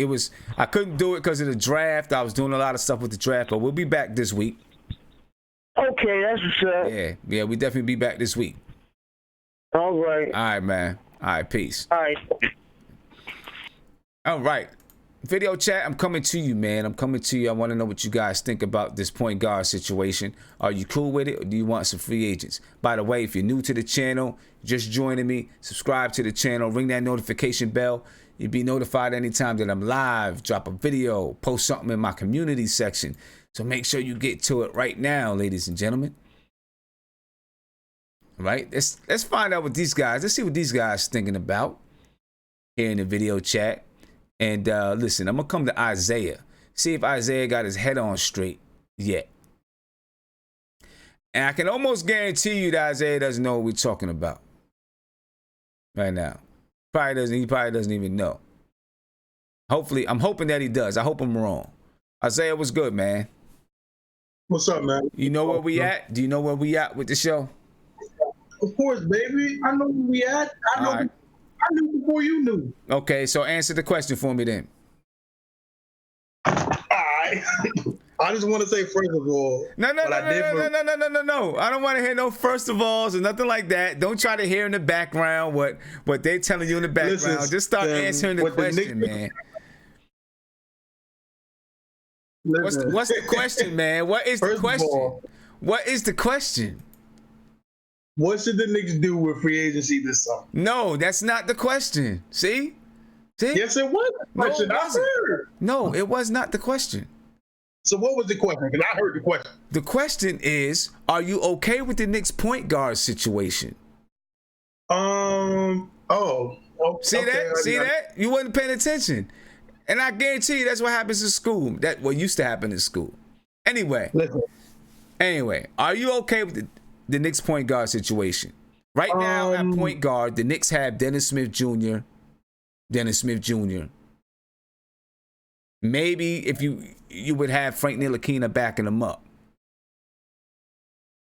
Okay, well, so me personally, I'm not the biggest fan of DSJ, and I really don't want to see a backcourt of DSJ and RJ. I really don't want to see that. That's really not a good backcourt for spacing or defense. So I wouldn't say. Now, why would you say that? Well, no, you're right. I'm sorry. You're right. For spacing, you're right. You're definitely right for spacing because Dennis Smith Jr. only shoots about 33% from three. RJ's about the same. So there's definitely not. Yeah, there's no spacing, and they're pretty much. I mean, there's not that much defense to be desired. Right. Listen, you know how much I love Frank. Even with Frank, I don't believe. I mean, I think it would be a little bit better because I think RJ and Frank would be really good for each other because, you know, one's aggressive and one's more of a point guard first. So he'll get RJ the ball in the spots that he wants. But still, even with Frank, his shooting has to get better for that to even work. So that would be very tough for Frank. Are you okay with the point guard situation or no? And should we try to get a point guard in free agency? Or should we look to someone like, do you consider Kadeem Allen to be a starting point guard for the Knicks? No, Kadeem. I mean, listen. I like Kadeem Allen, but in all actuality, he's not a starting point guard in the NBA. Why? Well, you know, I think we got a sample size of Kadeem, and I think we fell in love with the sample size. I don't know if Kadeem can run a team for 80. Let's be modest. I don't think Kadeem can run a team for 70 games, 75 games. I don't know if he can do that. I don't know if anybody on the roster can do that, to be honest with you. What is it about Kadeem Allen that you say he couldn't run a team for 82 games? What is it about him? Well, to me, it's just the simple side, and it's just there is a reason why Boston left. There is a reason why Boston didn't keep him, and he was in the G League. There's a reason why, you know. Not saying that it's all on Kadeem, because, you know, there was parts of Boston that, you know, they had Terry maybe it's because they had Terry Rozier and they had Marcus. I was about to say that they had Kyrie too. So there's circumstances. I'm just not convinced with the sample size that we got that Kadeem can lead a team, a good team. Maybe he can do it on a bad team if the Knicks are going to be bad this year. Maybe he can do that. But I guess I don't know. So then do we need to find a point guard in free agency? No, it depends. It's all about if we get Kevin Durant, then I think we're most likely going to try to get Kyrie. And if we don't get Kevin Durant, then, you know, I would say like this: if we don't get Kevin Durant, Kyrie, I would stick with this. I would stick with DSJ, Frank, and Kadeem. See what happens with them, and then listen. I've said it before. If Frank doesn't perform or gets at least decent on the offensive end to carry some of the load, I think it's time to move on from Frank, and then we go back into the draft and get a point guard. That's what I really do believe. And maybe, like I said, I'm not the biggest fan of DSJ, but he is aggressive and he does shoot. To me, he's just not a point guard. He's more of a shooting guard. He's a combo guard. So if I was the Knicks, like I said, if we don't get the free agents, I let those three run the team, see what you get, evaluate them, and after that, if you come to the decision that none of these guys can be the guy, or just I would go into the draft looking for a point guard. Okay. Even if Frank comes back this year, which obviously there wasn't a move made for him during free agency. Looking that the Knicks may not get one of these big guys in free agency. I'm sorry, there wasn't a move made for Frank in the draft, and looking that there may not be a big splash made by the Knicks in free agency. They'll probably take another year on Frank, which is a smart thing to do. And they'll get a chance to see Frank play. Frank only played 40-some games this season. They'll get a chance to see Frank play in the summertime because he's going to be playing with the French national team. But even when he comes back this season, I still feel like they're going to use him at the 2 and the 3 spot. I don't think they're going to use him at the 1. That's just my opinion. But I don't think they're going to use him at the 1. I think they're going to use him at the 2. You know what, to me, Sim, so, we'll see how that goes. Well, Sim, to me, that's really a shame because I personally believe that him and RJ would actually be very good if Frank can learn how to shoot a little better. If Frank, I agree with you. I definitely do. I agree with you. If Frank could shoot better, and if he shot 40% from 3, I think him and RJ would be perfect back. Oh yeah, they'd be perfect together. Yeah. And, people, and what it's and people are gonna comment and say, Frank is garbage, but it's like, listen, man. Like I said, Frank shot, I think, like 34% from 3 last year. If he just bumped that up to at least 38, to get to at least 38, you're talking about a whole different game for Frank. A lot of things open up, and because that's really, to me, Frank is only missing just the confidence in the shot, and that's being great right now because that's a lot of things going on. But listen, man, Frank has I don't think people understand the game like how you say it multiple times. Frank gets to the spot. Frank gets to where he wants to go. He just doesn't execute at the end. That's the problem with Frank. Yeah. And it's just the confidence, People have to understand. They got to actually look at the game and see it. Because Frank actually gets to where he wants to go. And, to me, he runs the offense really, besides Kadeem Allen, he runs the offense very well. People, shoot better with Frank on the floor. People, get into the spots where they get into rhythm. People have to notice that people just see that Frank misses shots and he gets timid on offense, and they just automatically think he sucks. And it's not that. It's more than that. It just, I wish people would open up and see that besides just seeing, offensive play. To me, again, people devalue defense so much that, they'll look at a top 10 player and just automatically think offense. That's what they automatically think that he can score. Can he score? Yeah. Can he score? Let me get around, man. Let me get around because you start going and you about to start going in circles in a second. You keep disrespecting me, Seth. I'm not disrespecting you. I just don't feel like going in circles. I get dizzy. But Tony Crow can talk for 30 minutes. I'm sorry, Tony. Well, but I'm about to bring Tony Crow right now to talk for 30 minutes. So there you go. Tony, what's good, man? What's good, Sam? What's poppin', man? Shout out to the chat. Yo, I'm chilling.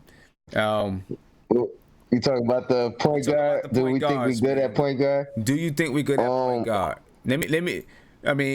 Listen, I can run down our depth chart, and you got Dennis Smith Jr. and maybe Frank Ntilikina, right? But looking at our depth chart right now, you got to use Frank Ntilikina in another spot because we only got 6 players. Obviously, that's going to be filled out going forward. You know what I mean? But Are you okay with our point guard situation? And if not, who do you look at taking? You know what? I look at the point guard situation, and I wouldn't necessarily go for a home run. Right. I would like, first of all, depending on if we get a top free agent. But I wouldn't be opposed to having Rondo or Rubio on a cheaper scale. I think both of them could help develop Frank. Right. I mean, it's not ideal because none of these guys could shoot or are great shooters. I think Frank probably has the best potential out of all of them, just because his shot ain't broken. He got confidence issues, but I'm pretty sure if he's shooting, his shot ain't broken. He put up 500, 1,000 shots in the summer a day. He'll be. Well, I mean, I think he's putting up shots, man. I definitely think he's putting up shots. I'm gonna read off to you who our the top point guards in free agency. I'll read off to you about, the top 10 point guards in free agency or something like that. See if there's anybody out there that you really think the Knicks should really target. You know what I mean? I mean, obviously you got the big guys in Kyrie and Kemba. Those are the big guys. You know that. All right, you got Deangelo Russell, Malcolm Brogdon, Ricky Rubio, Derrick Rose, Terry Rozier, Elfrid Payton, Patrick Beverley. Do you think we should go out? I think we should try. If we're not getting, even, honestly, listen, even if we are getting Kevin Durant, I don't think Patrick Beverley would be a bad point guard. Honestly, I'm just being truthful. You get a Kevin Durant and you have Patrick Beverley, and you still got enough money to maybe get another free agent that can fill out your roster. You know what I mean? If I'm being honest, if I was gonna max anybody, I'll max Brogdon out. I try to steal him from the Bucks. He probably has the best defense. Maybe Beverly might be arguably better, but I think Brogdon's better. He's bigger. He probably shoots better, and he's younger.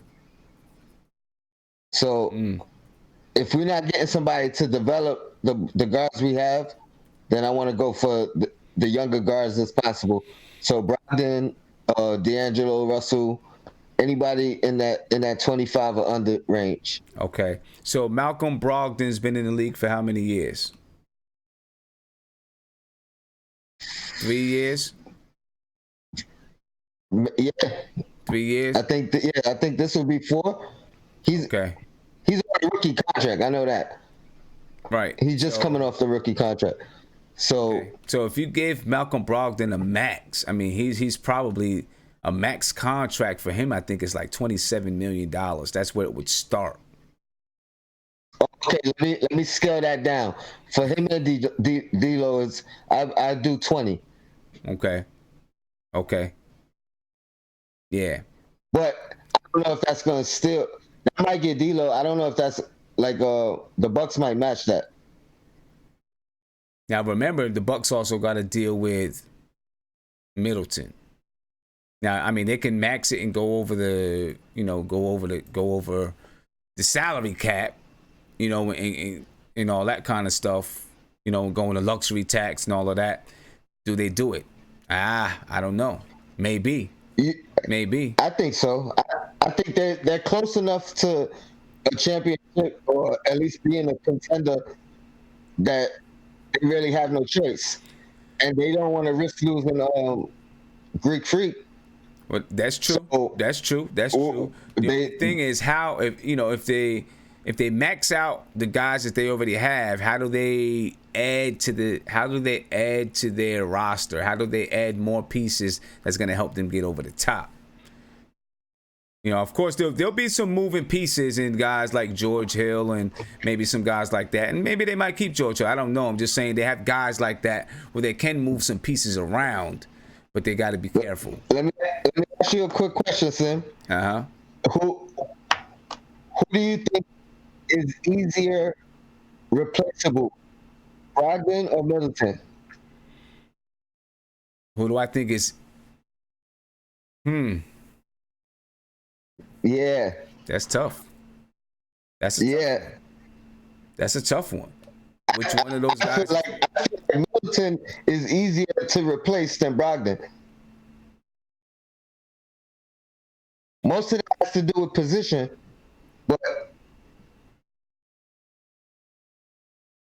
Did I lose you? Did I lose? I still hear you. Okay, I thought maybe I lost you for a second.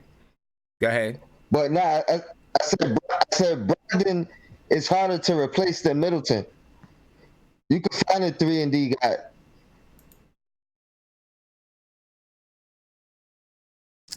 I mean, you could be right. You could be right. You could be right.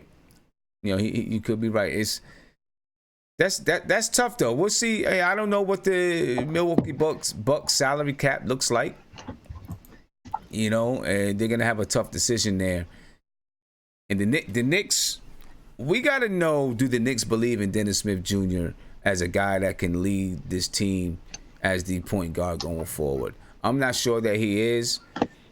I'm not sure if they view Frank as a point guard. Do you think Kadeem Allen can be a starting point guard in this league? I think he could. Okay. I think he could pan out and play a Brogdon role actually. Okay. So yeah. I mean, so then why not then just rock with Kadeem Allen? Because you can get him. I would not be opposed to that. All right. I'm gonna come back to you, Tony. I'm gonna come back to you. Mark, what do you think? And then we're gonna move on to another position. Mark, you there? Nope, Mark. Yeah, I'm here. All right. Yeah, I'm here. Listen, Mark, you sound agitated today. I don't know what's going on, man. I mean, what's up? Nah. I was just all over the place today, so I'm a little tired, a little fatigued. So sound like your lady, y'all was supposed to go get Chinese food today or something, and she decided I ain't coming out the crib or something. You know what I mean? I don't know. She live all the way on the east side. So, but anyway, listen. If we don't get Kyrie, we rock with the young guys, because I don't think out of the point guards you mentioned are gonna sign with the Knicks, like Nick Collison. Those are guys that want to play in the playoff, on playoff teams. So what I would do, right? Because Frank is supposed to go play for his international team. Right.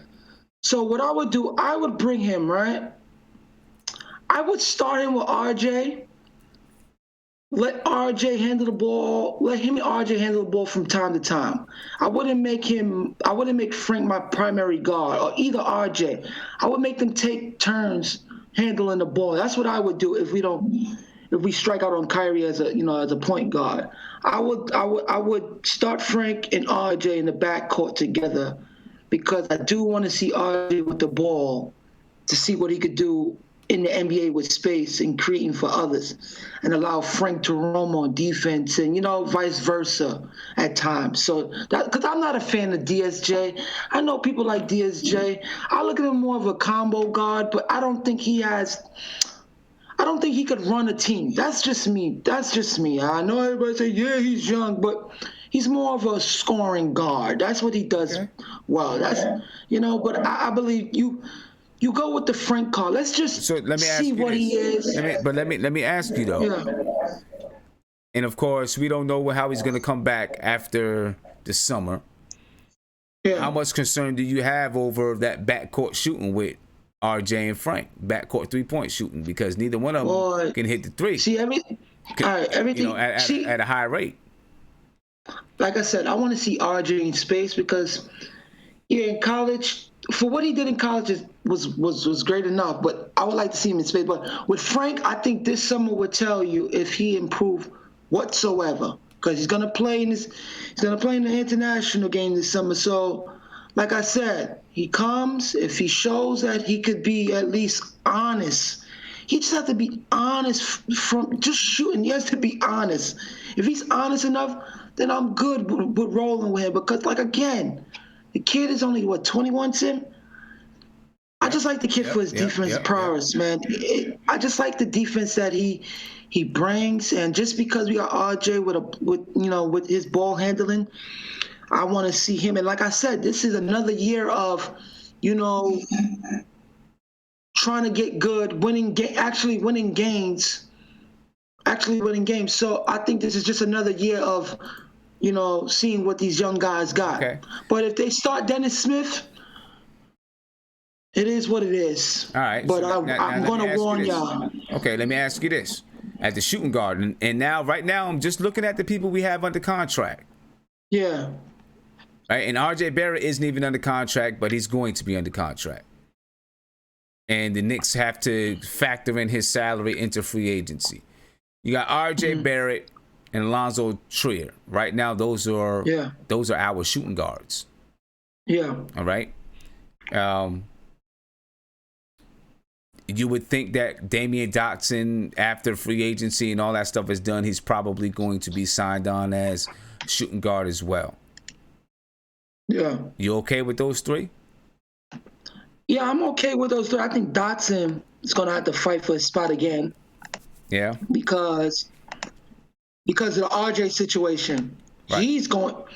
Him and Knox is going to play 30 plus. That's Fizz is going to put those guys in a fire to develop them quicker because, again, they are the guys with the most upside. So, but what Trier is going to will himself in this league. That's one thing about him. He's going to will himself. So, and Fizz like him because of his grit and his attitude towards the game. But Dotson's going to play his minutes, but it ain't going to be significant like it was the year that just passed. But due to RJ being here, they're going to put all the eggs in the basket on that kid. And you should, because the kid has tremendous talent. And Knox, too. As much as, he has to work on a lot of things. For me, with him, it's his basketball IQ, his awareness. That watching him sometimes, it just it makes my brain hurt. But other than that, the kid could shoot and the kid could do things. Yeah. So now at small forward, right? If you base everything on the depth chart that we have, and just say we're about to go into battle with these 6 players, you got to put somebody at small forward, right? Yeah. You couldn't put Knox there because then you'd have power forward. I'm just saying at the 6 guys that we have signed, right? So, I would put Knox at the 2 guard because he could shoot a little better than both those guys. I would have him at the 2 because his style of play is suited, because at the 2? Yeah, I'll put him at 2 because he has the shooting ability. He can shoot the ball. Yeah, I mean, I hear that, but I think he's going to be 6'9", maybe 6'10". You know what I mean? He's going to have trouble guarding guys like. He has trouble guarding 3s and 4s, so I will put him at the 2. I think he's going to have more trouble guarding guys at a 2 that take him off the dribble all day long. If you're looking at our roster the way that it is, I mean, you would have no choice really. I mean, you could maybe put Alonzo Trier shooting guard, RJ at 3, and I mean you would have to mix guys around, right? But right now at the 3, it would either be Kevin Knox or Frank Ntilikina, depending on looking at the depth we have right now. We only have like 6 players. Yeah. Right? Okay, you know what I would do? We're talking about filling in holes right now. Okay. Right. Okay. So there's the 2 most glaring holes that we have on this roster. It's power forward and center. Power forward. I mean center. I mean point guard, power forward, and maybe even center because you got Mitchell Robinson. Is Mitchell Robinson ready to handle it full time? We don't know. No. So this is where we know. Listen, you got RJ Barrett. You got Kevin Knox that hopefully those are going to be your starting shooting guard and small forward. Maybe Kevin Knox can do power forward. In time, he'll be a stretch 4 probably. Could go back and forth. But we got that point guard, power forward, center positions. That's where we have the biggest holes to fill. So how do we fill that in free agency if we're not getting Kevin Durant, we don't get Kawhi Leonard? Okay. If we get Kawhi Leonard, right, then he's going to be at the 3, and Kevin Knox has to move maybe to the 4 or move someplace else, or maybe off the bench. How do we fill those holes? Okay, check this, right? Say if we sign, because that KD really thing messed us up because we would have plugged up the holes real easy. But say if we sign Kawhi, right? Say if Kawhi is that guy. You're going to have him at the small 4, you're going to have RJ at the 2. Knox has to come off the bench. He would have to come off the bench, and I would like for him to come off the bench. Why? Because it'll be easy. It'll give him more time to develop with us because it'll give him more minutes, more opportunities with the ball. You understand? Mm-hmm. And Trey is a bench player. He's never going to start. He's a bench player. That's going to be his NBA career. But if you're talking about signing Kevin Durant and then him bringing along Kyrie, then you'll have Knox starting because he's going to start. Yeah, he's going to start Knox. He's going to put Knox in the fire.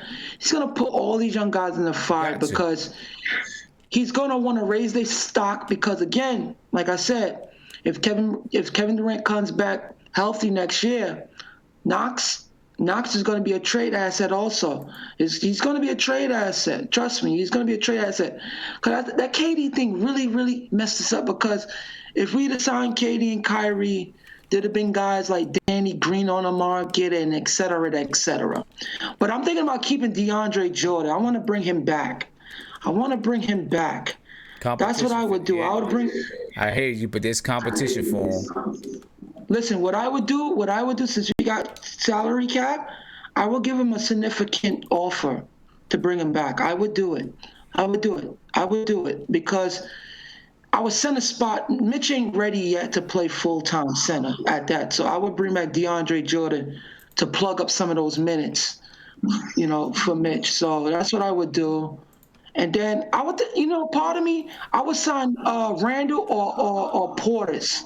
That's what I would do. I would sign either one of those two for a 1 and plus, and bring them in as a plug-in for the power forward because they could stretch the floor. See, if we get Randall and or Porters, we could put them at the 4 and allow Knox to play the 2 or the 3, or RJ to play the 2 or the 3. So that's what I would do. And I would just keep Frank at the point guard. That's what I would do, just to see that. That's if Frank come back and improve after the summer. I want to see Frank in that point guard spot with RJ.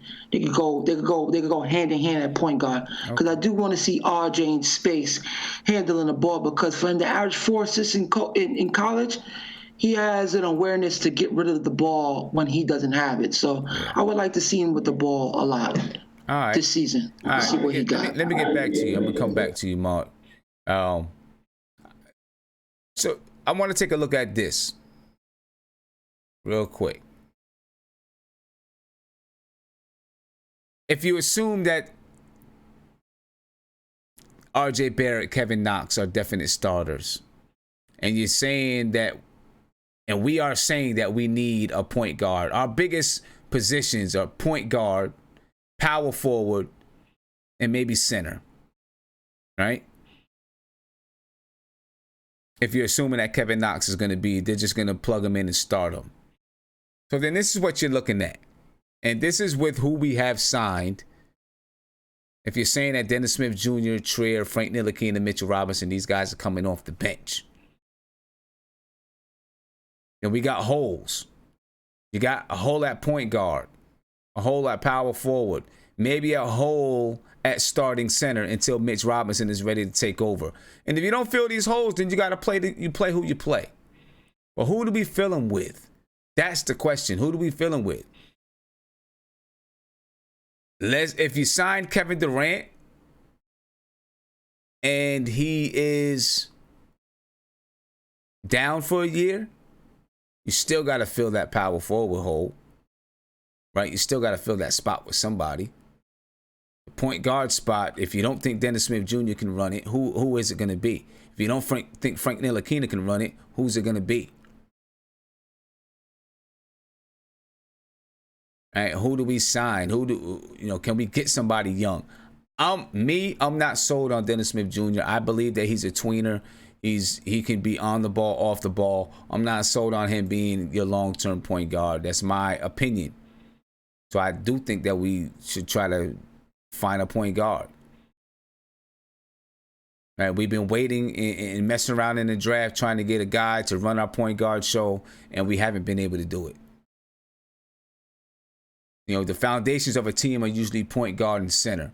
Maybe nowadays it's changed a little bit. Nowadays, maybe your wings are your foundations. I don't know. I still think that you need to start with a point guard and a center. Right? I have no problems with going into free agency and trying to get a point guard who is going to be your long-term point guard, and you're like, I'm going to rock with this guy, because we're still up in the air trying to figure out point guards. Over the last 2 years, we had Frank Ntilikina. We traded for Emmanuel Mudiay. We tried Trey Burke. We had Dennis Smith Jr. We got this carousel of point guards. We need to settle in on a point guard. We need to settle in on somebody. This is my opinion. We need to settle in on somebody who is going to be our long-term point guard. So I think in free agency, I'm not just so crazy about just focusing all of our attention on the big guys. I just don't feel like that's the way you build it. I'm sorry. And I know there's a lot of people that's going to think I'm crazy for it. I just don't think you build it that way. The Toronto Raptors just won the NBA championship. They didn't build it that way. Right? They had a guy in DeMar DeRozan. They added small pieces here, small pieces there. Then they got Kyle Lowry. And then when the time was right, they put the chips on the table and gambled to go get a big guy. Right? So to get him over the top. But they slowly climbed that ladder by adding pieces, growing young talent, adding small pieces here and there. Right? Because at the time, people would have looked and said, oh, Kyle Lowry, who's going to commit to Kyle Lowry at the time? But they did it. He was just okay. He was okay. He was all right. But they did it. He's been an all-star for 5 years. They added pieces. They didn't try to just make a big splash all at once. They made a big splash when they had pieces to trade for Kawhi Leonard.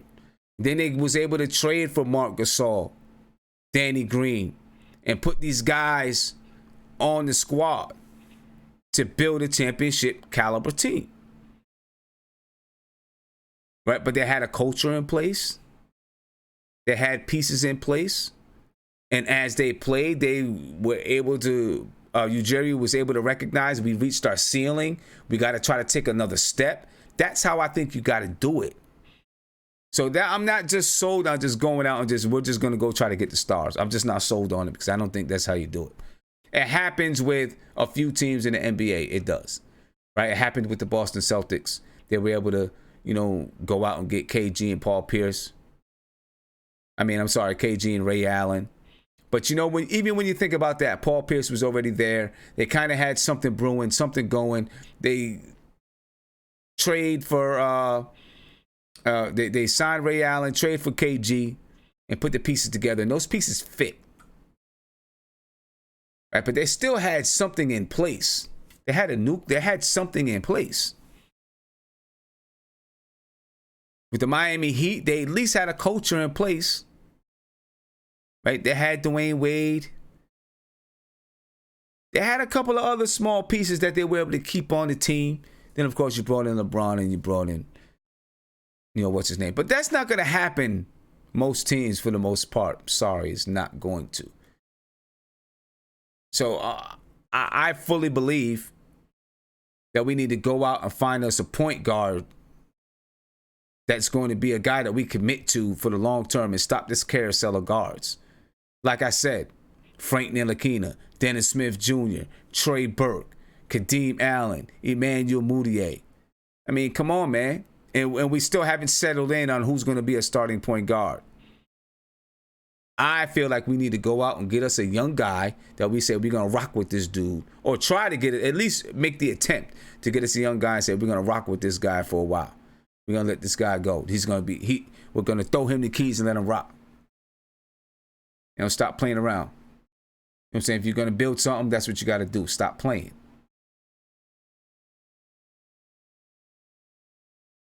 Try to get these guys, try to hit the playoffs, try to get better.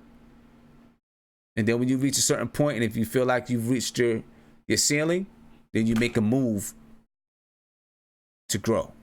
Then you make a move to get over the top. That's how I feel about it. So I think a point guard should be a primary. That should be one of our biggest.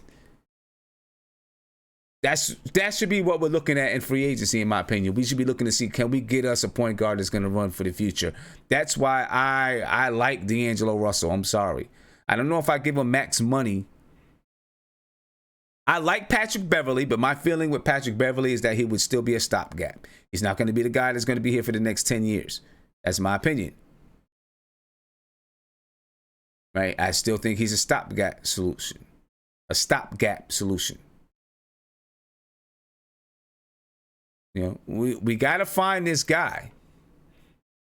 We got to find this guy. And the reason why, in my opinion, is so important, it is so important that you find this guy, is because that guy is the extension of your coach on the floor. Can that run through other players? Yes, it can. But for the most part, it runs through your point guard. It runs through your point guard. You know what I mean? And you got to have that point guard that's going to have a connection with your coach, that can go out there and be that coach on the floor. You hear it time and time again, and it may sound cliche, but it's true.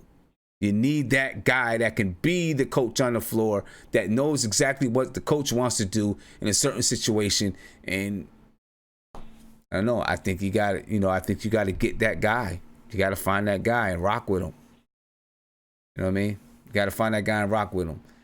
You got to do it. You got to do it. And I think that's what we need to be targeting in the off season. That's what I think we need to be targeting. All right. Shooting guard. If we're looking at the gaps that we have, shooting guard. Hopefully it's filled with RJ Barrett. Hopefully that small forward is filled with Kevin Knox. Power forward. Clearly people are going to be looking to say, that's the hole that we want Kevin Durant to fill. Sign Kevin Durant, let him sit for a year. That's what people are going to say. And then at the center position, if you do sign Kevin Durant, then you're probably looking at DeAndre Jordan. The problem is, who are the guys that we're going to get? Who are the guys that you target? Who are the guys that you target? It's a tough call, man. It's definitely a tough call.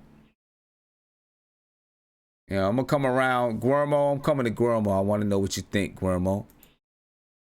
You know what I mean? I want to know what you think. Guillermo? When you see me, keep that energy, son. This nigga came to the Knicks game. I don't think Guillermo's ready to talk. These guys have their own conversation. Guillermo's not ready to talk.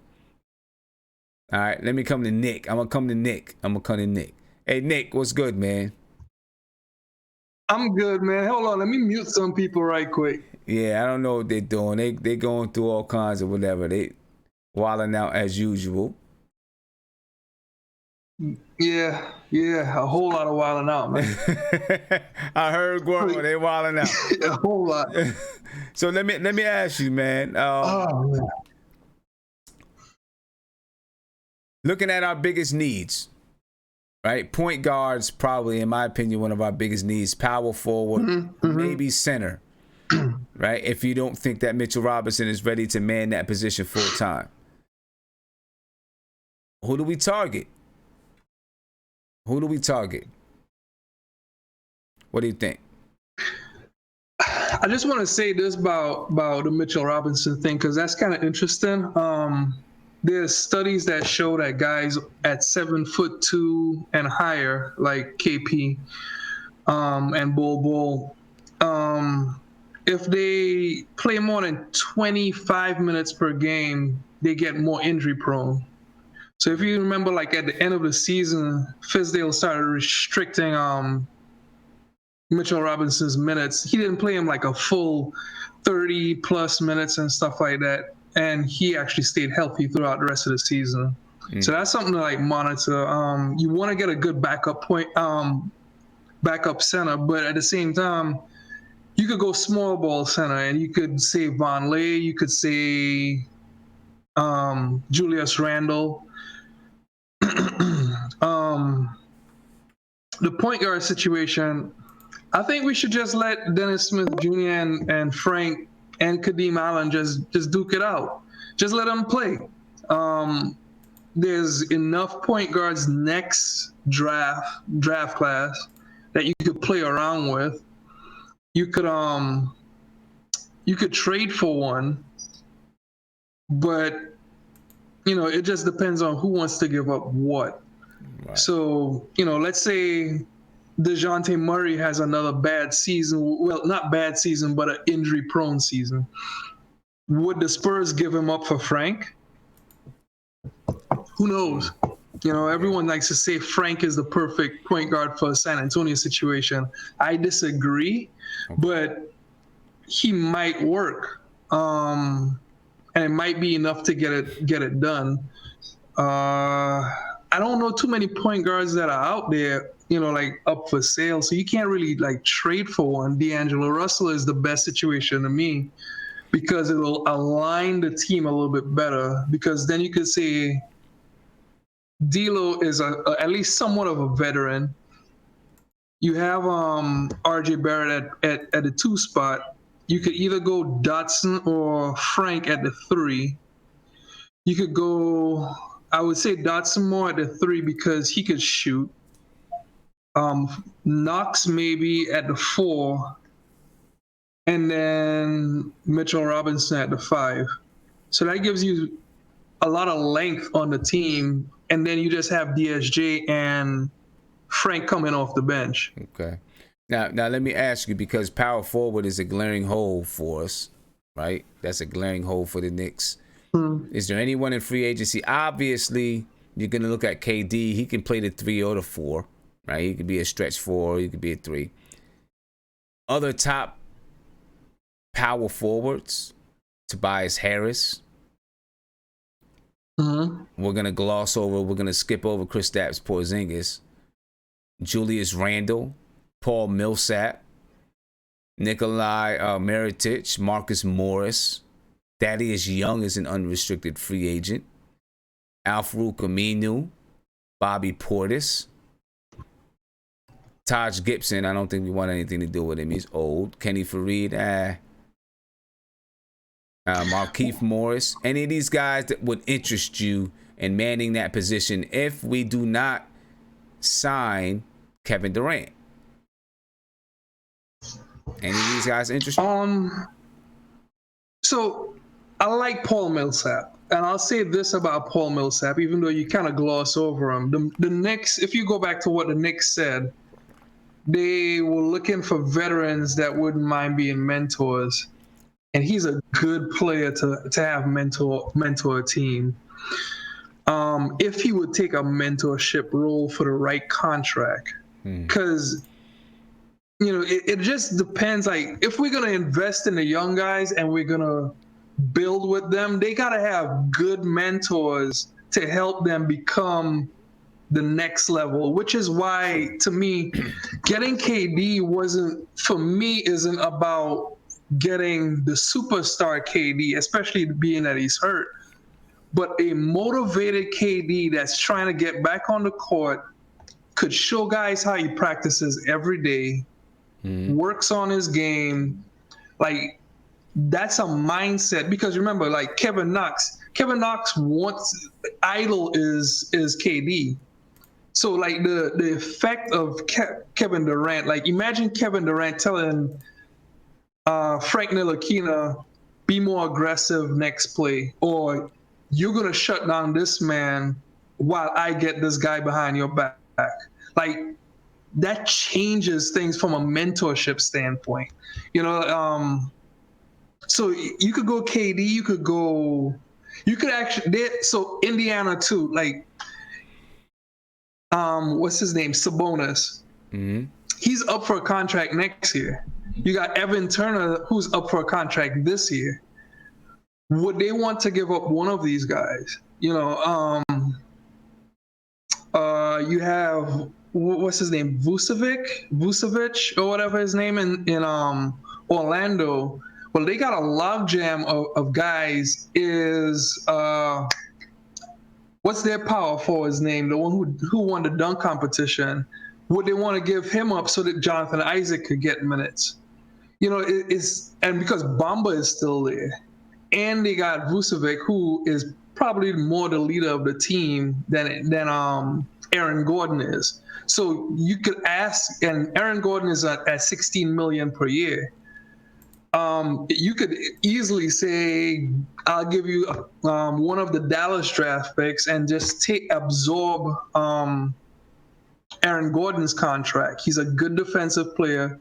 He could shoot now, and he's been on a rise every single year. Young, you could bring him, try to get him and D'Lo, and still have probably another 30 mil plus to spend. Mm. Like that's just being creative and still staying young. Just saying. Okay. Now I seen somebody here in the chat say Turner just got traded. We'll have to look at that. Okay. Check that out, see what's going on. But yeah, I mean, listen, there's going to be a lot of things that we can do, given our the amount of money that we have. I mean, so many things we can do. That's the best position that Scott Perry put us in a really good position to be able to do a lot of different things. You know. Let me come back to you, Nick. Let me get around. Let me see if Guermo's ready. You know, if he's not, tripping on these dudes right now. Guermo. Sim, I apologize. I thought I was muted. I apologize 1,000%.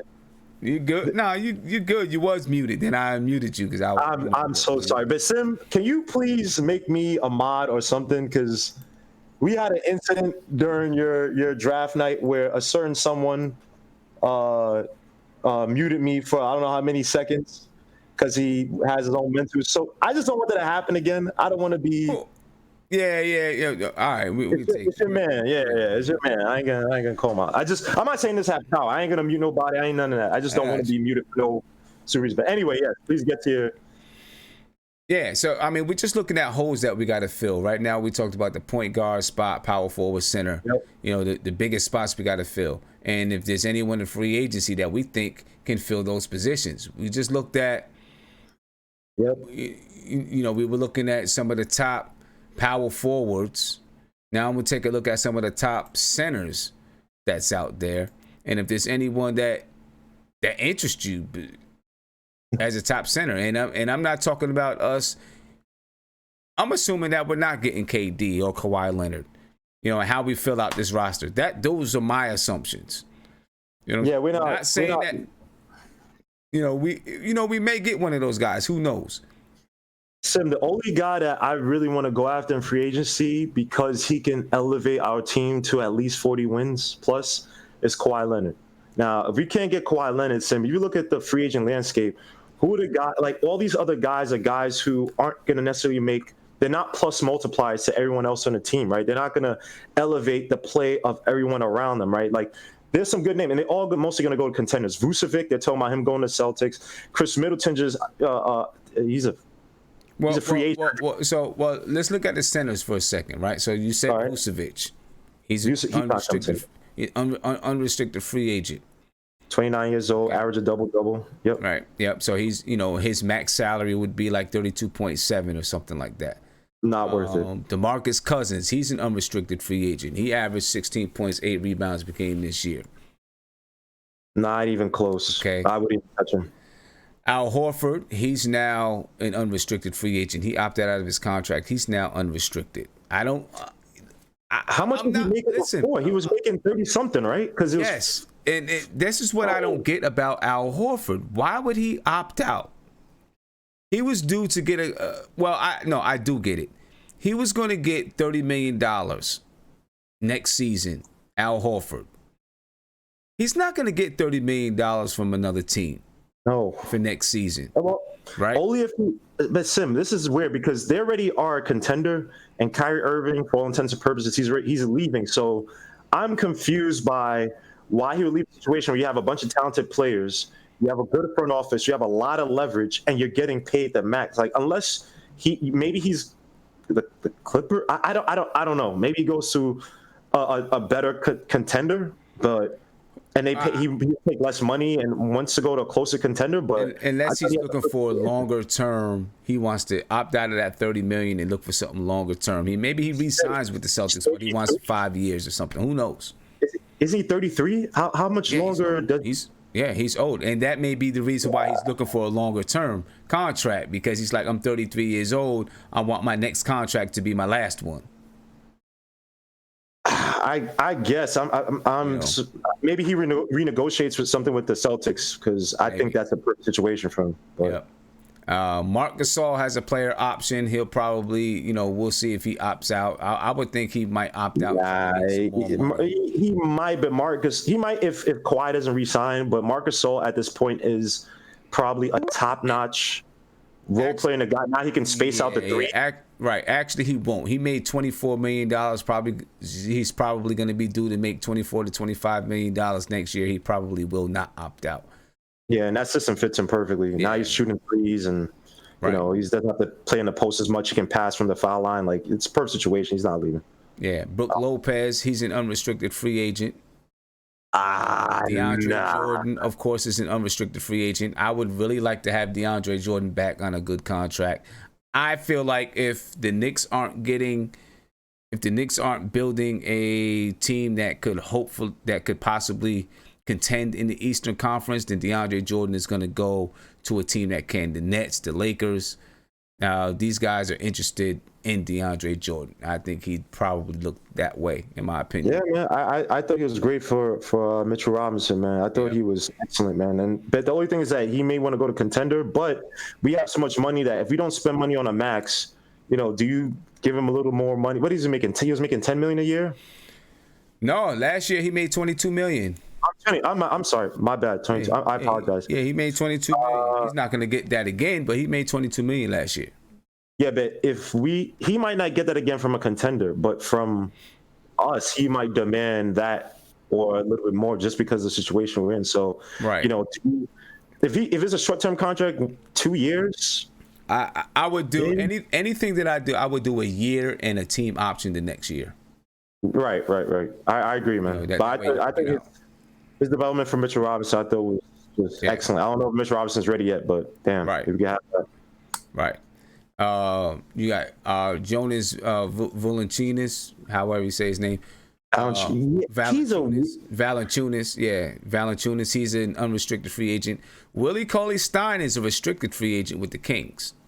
Willie Cauley-Stein is like, it would be too much of a repeat with Mitch Robinson, a guy who has raw athleticism, can block, can defend. I think he's key.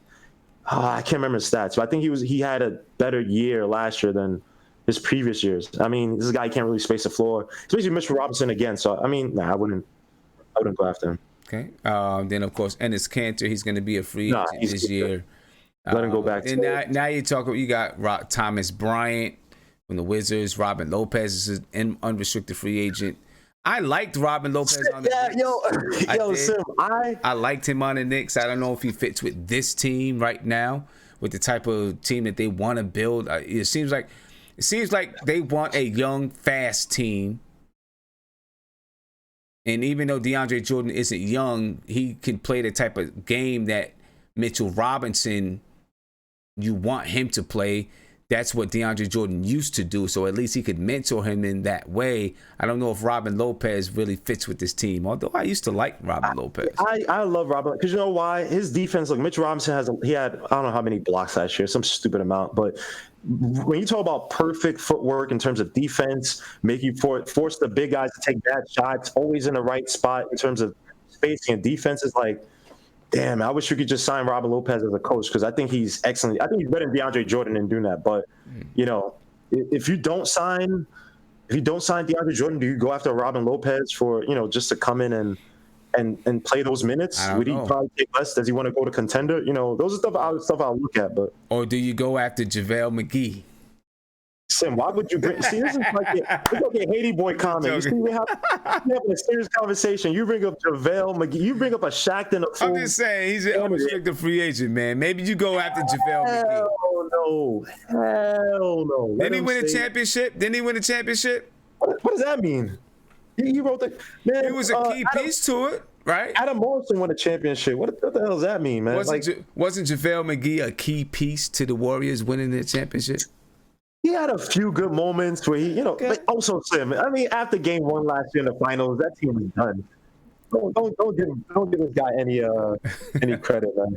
Oh my, JaVale McGee, Lord Jesus. I mean, when you go down, there's not many. Kevon Looney, he's an unrestricted free agent. He's 6'9" center, kind of small. So the only centers I would bring in, like even if it was a young guy coming, I would bring in a guy who can help space the floor. Like I know we have, of course, it just came to my mind, a big white dude who could shoot threes. I mean, he's not under contract right now. We only have 6 people under contract. No, right. So if we can bring back centers, I know we have the one guy who's already on. I can't remember his stupid name, but any of the big men that you listed. I mean, I wish Cousins was healthier, but he probably wouldn't even come to the Knicks. But other than that, there's not really many guys who can space the floor. So you're just gonna have a repetition, or it's gonna be repetitive with Mitchell Robinson. And I don't want to stunt his growth, but I would love a guy to come and play 20 minutes with him. Okay. Yeah. So I mean, you know, listen. The Knicks are going to have to make some kind of – they can't just sit on this money. So they're going to have to make some moves. But you know what? They're going to have to sign people in free agents. They're not allowed to sit on the money. No, they're not. They got to spend 90%. There's a certain amount of money that you have to spend. So they're going to have to do something. So when you're talking about filling these holes, point guard, power forward, center, and to me, the center position – while it's a need, you do have Mitchell Robinson there. I don't know if he's ready to be the full-time starter, right? Well, Sim, But at that center position, you may not want to get a prime time type of a guy because you I agree. Mitchell Robinson to be the prime time guy. So that you can find just somebody that can either back him up or be a starter until he's ready to take it over. That power forward and that point guard position, those two things, because I'm thinking to me, RJ Barrett, Kevin Knox are probably going to start at the shooting guard and small forward positions, right? Even, people could say maybe Kevin Knox isn't ready. I agree with Mark. I think that David Fizdale is going to throw him in there and say, this is your position right now. The power forward and the point guard positions, we got to do something there. Yeah, I have some suggestions. So okay, who you got? I definitely want to go hard for Marcus Morris. Okay. If we have to sell to him, like, look, I would feed him on that Charles Oakley, that toughness. Like, we need you to come in and create the new culture with the Knicks, man. So I'd give him a 3-year contract. I know maybe the last year might not be so favorable for us because by that time you're hoping we're a contender and he might be getting a little bit older. But Marcus Morris, I mean, solid guy, really good defender. Can shoot the ball. Like, you need a guy like that to come in and set the tone. Like, you need guys to come in and say, this is how I want my team to play. Like, that whole eat what you kill and that stuff, it's not going to make sense, one, if you don't hold your players to that, and then 2, you don't bring free agents that speak to that. So Marcus Morris, I go at heavy. Patrick Beverley, he already talked about how he wants to go to he said he wants to go to Chicago. But now that's where he's from. Now, if you're talking about you want to go to Chicago, that's a team they're worse than the Knicks right now. They're kind of in shambles. So I would talk to Patrick Beverley to see if he would want to come to the Knicks as a point guard. Look, the point guard I really do want is Malcolm Brogdon, because I think that he actually plays the way that Fizdale wants to play, on ball, can slash to the basket. The guy shot 42.6% from 3. Yeah, it's a poor man's dream of what Fizdale wants, because I know Fizdale loves the De'Aaron Fox type. So if you can't get him, I have to go after Patrick Beverley. I know it's a guard position, and Marcus Morris. You gotta bring guys who speak to that intensity on defense and who could turn. You're gonna need your James Posey. You're gonna need your Tony Allens. Your championship teams always need those defensive stalwarts. And you're gonna need a guy like Marcus Morris on this Knicks team. To have Knox, so these guys unaware, not knowing where to be on the floor, not knowing how to close passing lanes, how to play good defense. No, you need these free agents to come in, and you got to set the tone with them. Okay. My only thing about, I like Patrick Beverley. I like him a lot. My only thing about Patrick Beverley is I given that we have a young team, and I agree with you that you need to have someone who can really teach these guys how to play NBA basketball. But I feel like, we are at the point where we need our point guard. We need to find us a point guard that's going to be around for a while. Patrick Beverley's 30 years old. He's not going to be around that long. You know what I mean? Guy that I want Sim, and I don't know if we're going to have it now, so I know people don't like D'Lo. Kadeem Allen, I think, is solid as hell, but he's probably not going to be your premier starting point guard. DSJ is still a gamble. He's still a lot of development. The guy that I feel that even if we got a Patrick Beverley this year, instead of tone with our backcourt, I think next year you're going to go after Lillard. I know it sounds crazy, but, the whole rumors and stuff of him wanting to come to New York. I know that Stephen A. Smith, speaking of hyperbole, but he kept saying it. And I'm not saying there's a lot of credence to it or blah, blah, but I feel like if that team does not get to the finals next year, they just traded Evan Turner for, I can't remember. I can't remember who they just traded Evan Turner for. But that team, look, if they can't get past the Western Conference Finals next year, I can see Lillard leaving. And I can see you selling New York to Lillard. Hey, you come here, you're not coming to a winner. You say you didn't want to go to like a winner and buy a coattails of other players, which is beautiful. You come to the Knicks. This is your empire. You have R.J. Barrett. You have Patrick Beverley. You have whoever guys, Mitch Robinson. Come here and build with the New York Knicks. I think you go hard after Lillard, and I think that Lillard's the type of guy that he would love to come to New York. So that's my long-term project, because I don't want Kyrie Irving. As much as I love his talent, he is not the right personality for this team. You talking about locker room killers? I think Kyrie Irving might be a locker room killer. So, I'm good. I'm good on him. Okay. All right. We're gonna see what happens there, man. Let me see who I'm gonna come around. Oh wait, and Sim, one small point real quick. One thing you gotta talk about too. You gotta talk about. I know people talking about player acquisitions. We also gotta talk about coach acquisitions. Like, we didn't talk about the guy they just brought over from the G League. And how that guy I think he was like coach of the year 2017, 2018. It's going to be really important who Fizdale brings in terms of assistant coaches. True. Or if he changes any of that stuff up, because we need true development from these guys. We need the Tom Thibodeau. I'm not saying bring Tom Thibodeau. But we need the assistant coaches who are going to preach a defense, get these guys better at shooting, off-ball shooting, at contextual shooting, whatever the scenarios are. We need a better, I don't say, we need our coaching staff. We need some beef added up to it. And I like what they did by bringing this G League guy. So if you could talk about that, later on, maybe another episode or something like that. But okay, all right, and without a doubt. All right, let me see. Let me get to Rob the Knick, man. I'm coming to you, bro. I want to get your take, Rob. What's up, yo? The positions, man. Yo, what's up? What's going on, man? How do we feel? Yeah, I'm in here hanging in. How do we feel some of these positions? Who do we feel them with? I hear something going on in the background.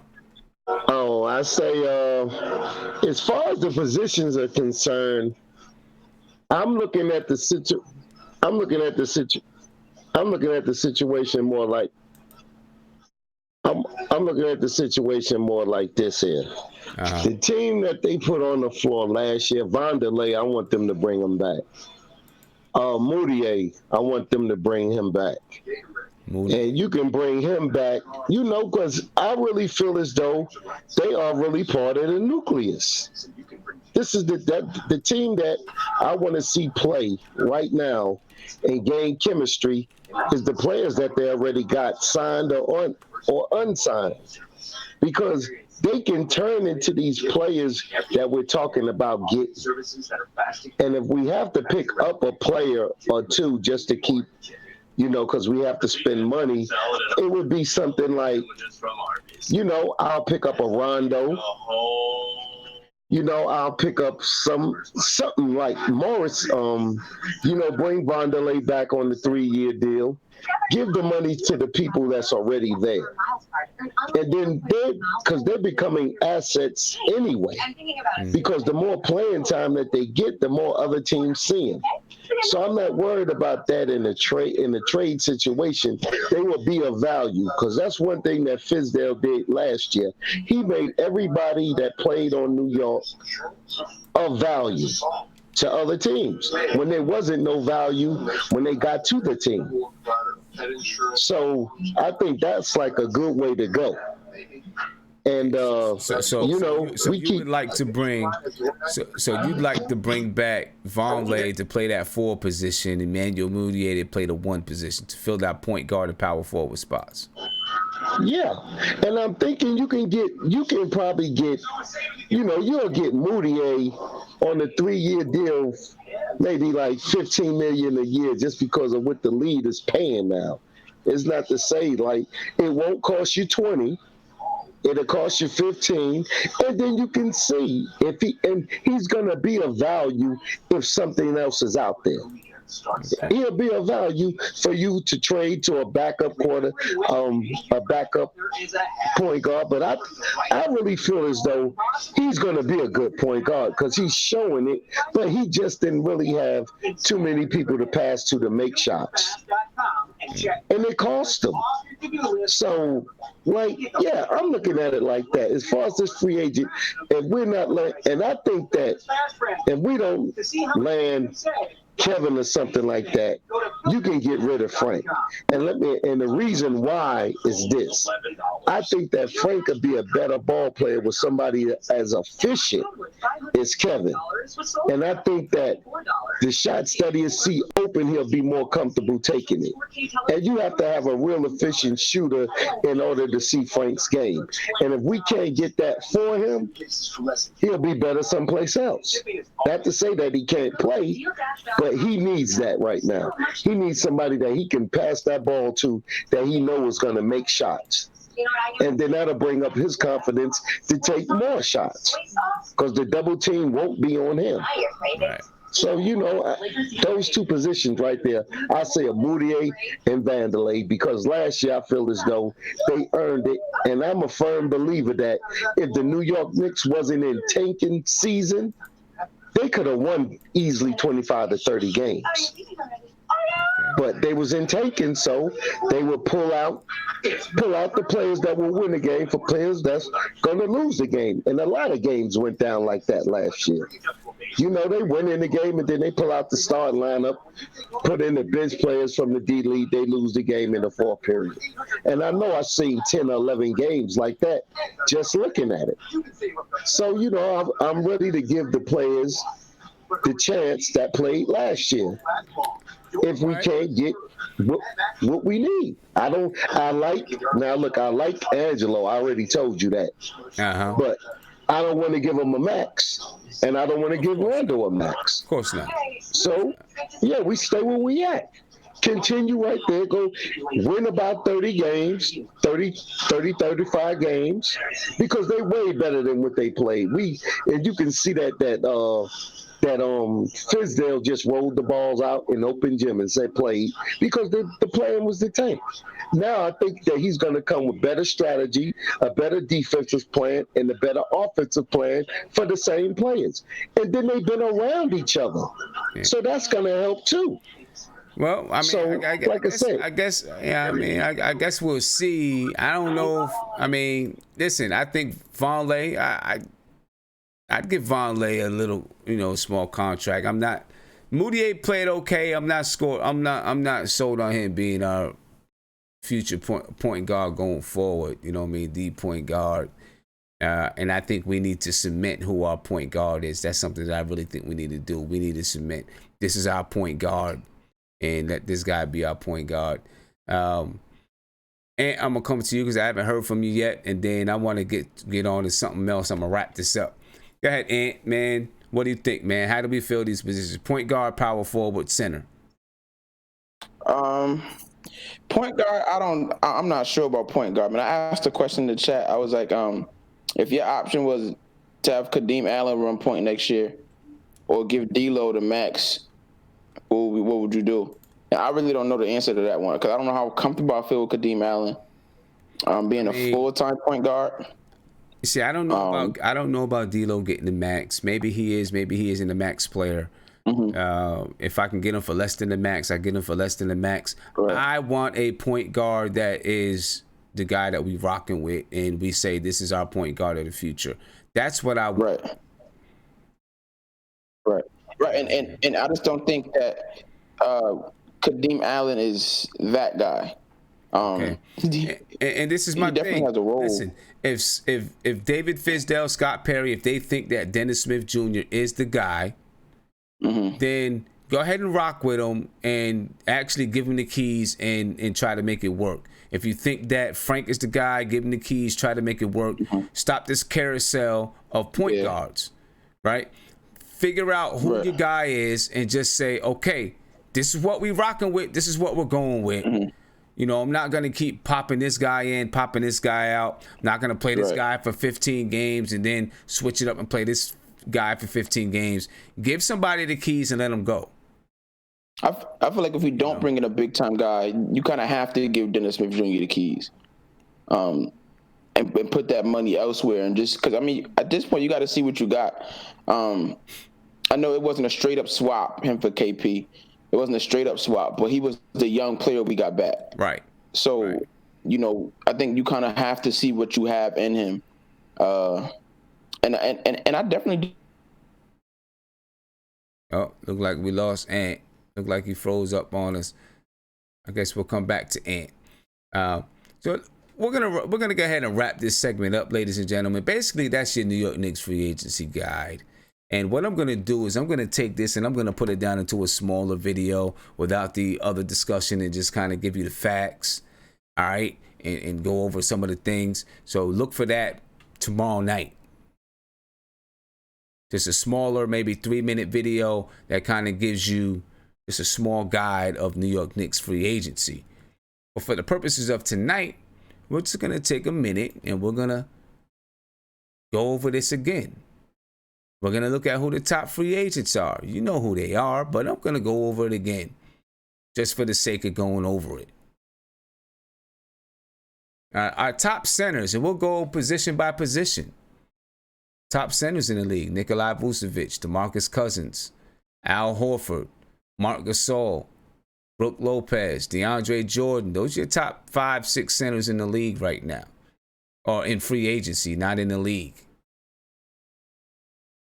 All right. Center is going to be a position that we need. So do we go after one of these guys?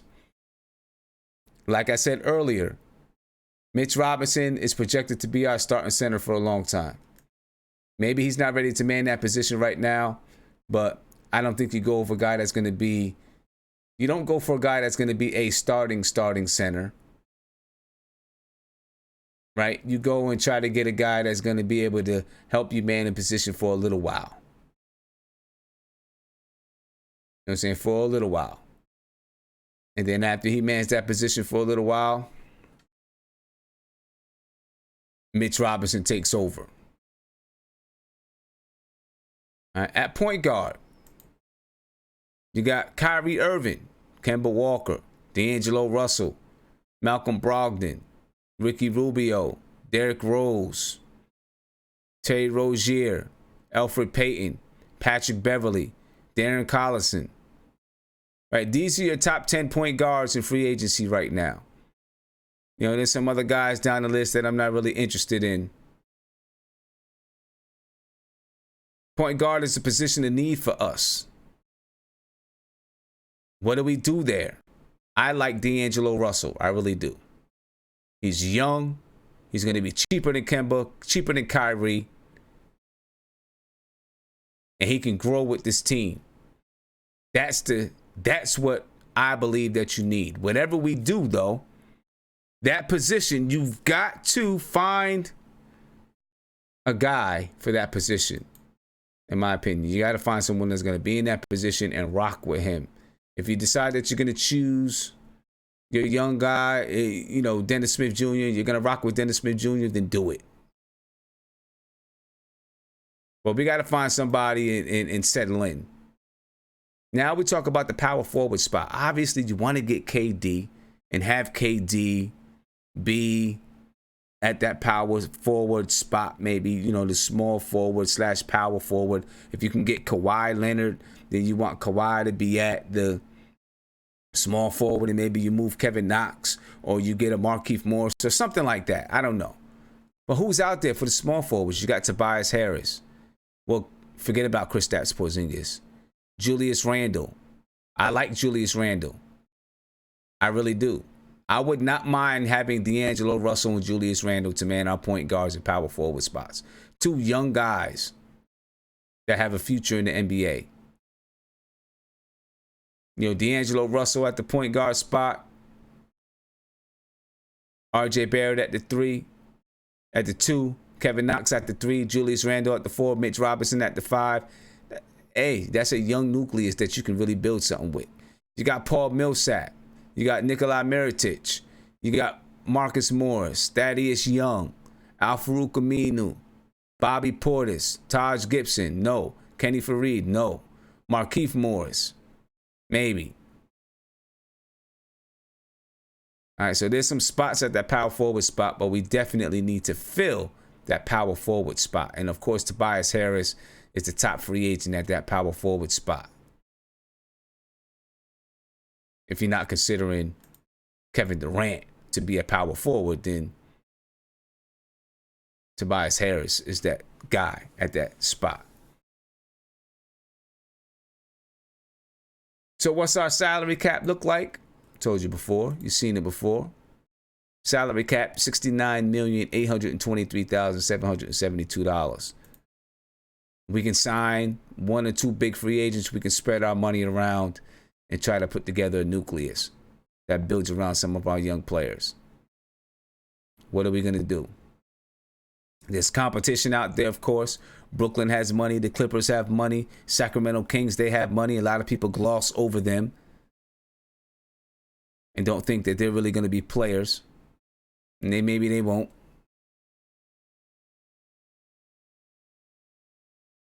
All right, but that's our salary cap outlook right now. All right, that's the salary cap outlook. So what are we going to do? Who knows? Who knows? And what do we need? What do we need? What's our depth chart look like? Well, we'll just take a look at our depth chart and who we have under contract right now. Right now, we have Dennis Smith Jr., RJ Barrett, Frank Ntilikina, Kevin Knox, Mitchell Robinson, Alonzo Trier. These guys we have under contract. And if we had to go into a game right now and go to battle with these guys right now, this is what my lineups would look like. Some people like it, some people don't. Oh, well, but this is what my lineups would look like right now. But in all honesty, these guys, some of these guys won't be starting at those positions. And this is what it could look like. So here's our holes. You see on the screen right now, we have some gaping holes at point guard because people are not sure about Dennis Smith Jr. I don't even know if the coaching staff is sure about Dennis Smith Jr. But if you're going to give him the keys, rock with him. Then I'll rock with it. Let's see what happens. If you're going to give him the keys, give it to him. Let's not have this carousel of point guards come in like we did last year. RJ Barrett at your shooting guard spot. Kevin Knox probably going to be starting at that point, at that small forward spot. And you see at the power forward, we have a power forward Cole. At the center position, we have Mitchell Robinson, but he may not be ready to be the primetime starter. So you may need somebody to man that position for a little while until he comes in. So that's where we are right now, ladies and gentlemen. That's where we are. All right, and like I said, I'm gonna break that down into like a 3-minute video. All right, so you can always jump back to your little free agency guide and see what's popping, see what's going on.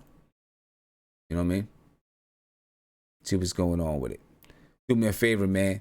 I know it's late. Some of you guys are about to be heading off. Before you head off, subscribe to the channel, ring that notification bell.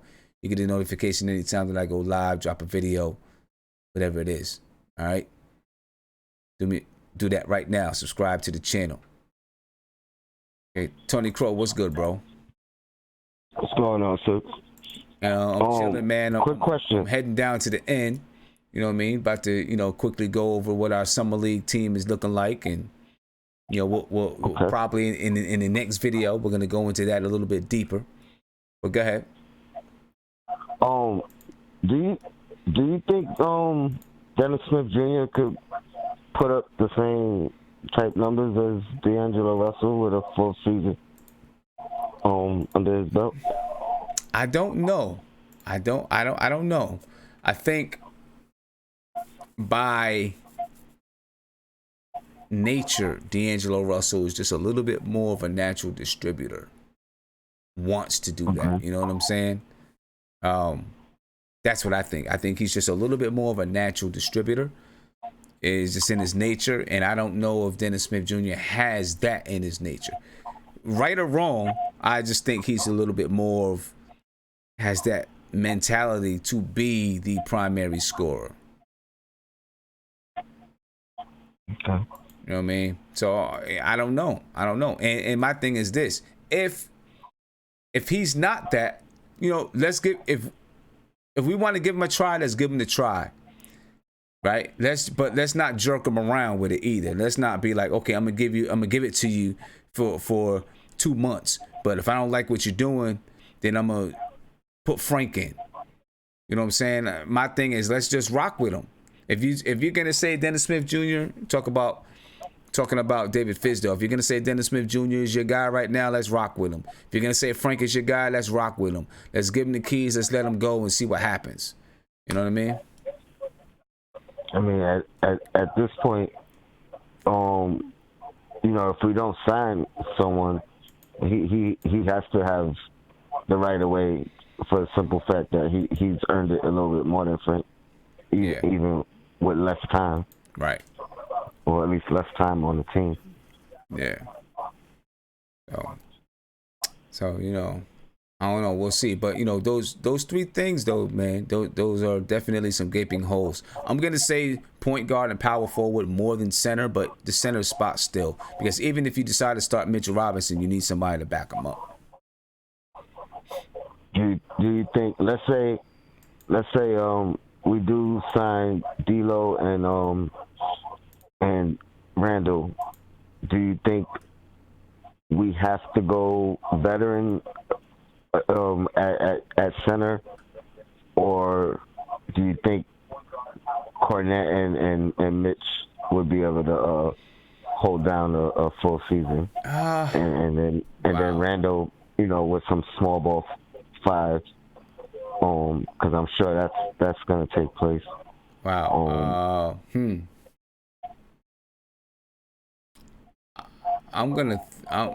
I think I'm looking center. Yeah, I think I'm looking center. Like a veteran center? Yeah, a veteran center. You know, someone that's not afraid to it's cool with coming off the bench and stuff like that, you know. He's willing to take the minutes that he's going to take. Yeah. Or take the minutes that he's going to get.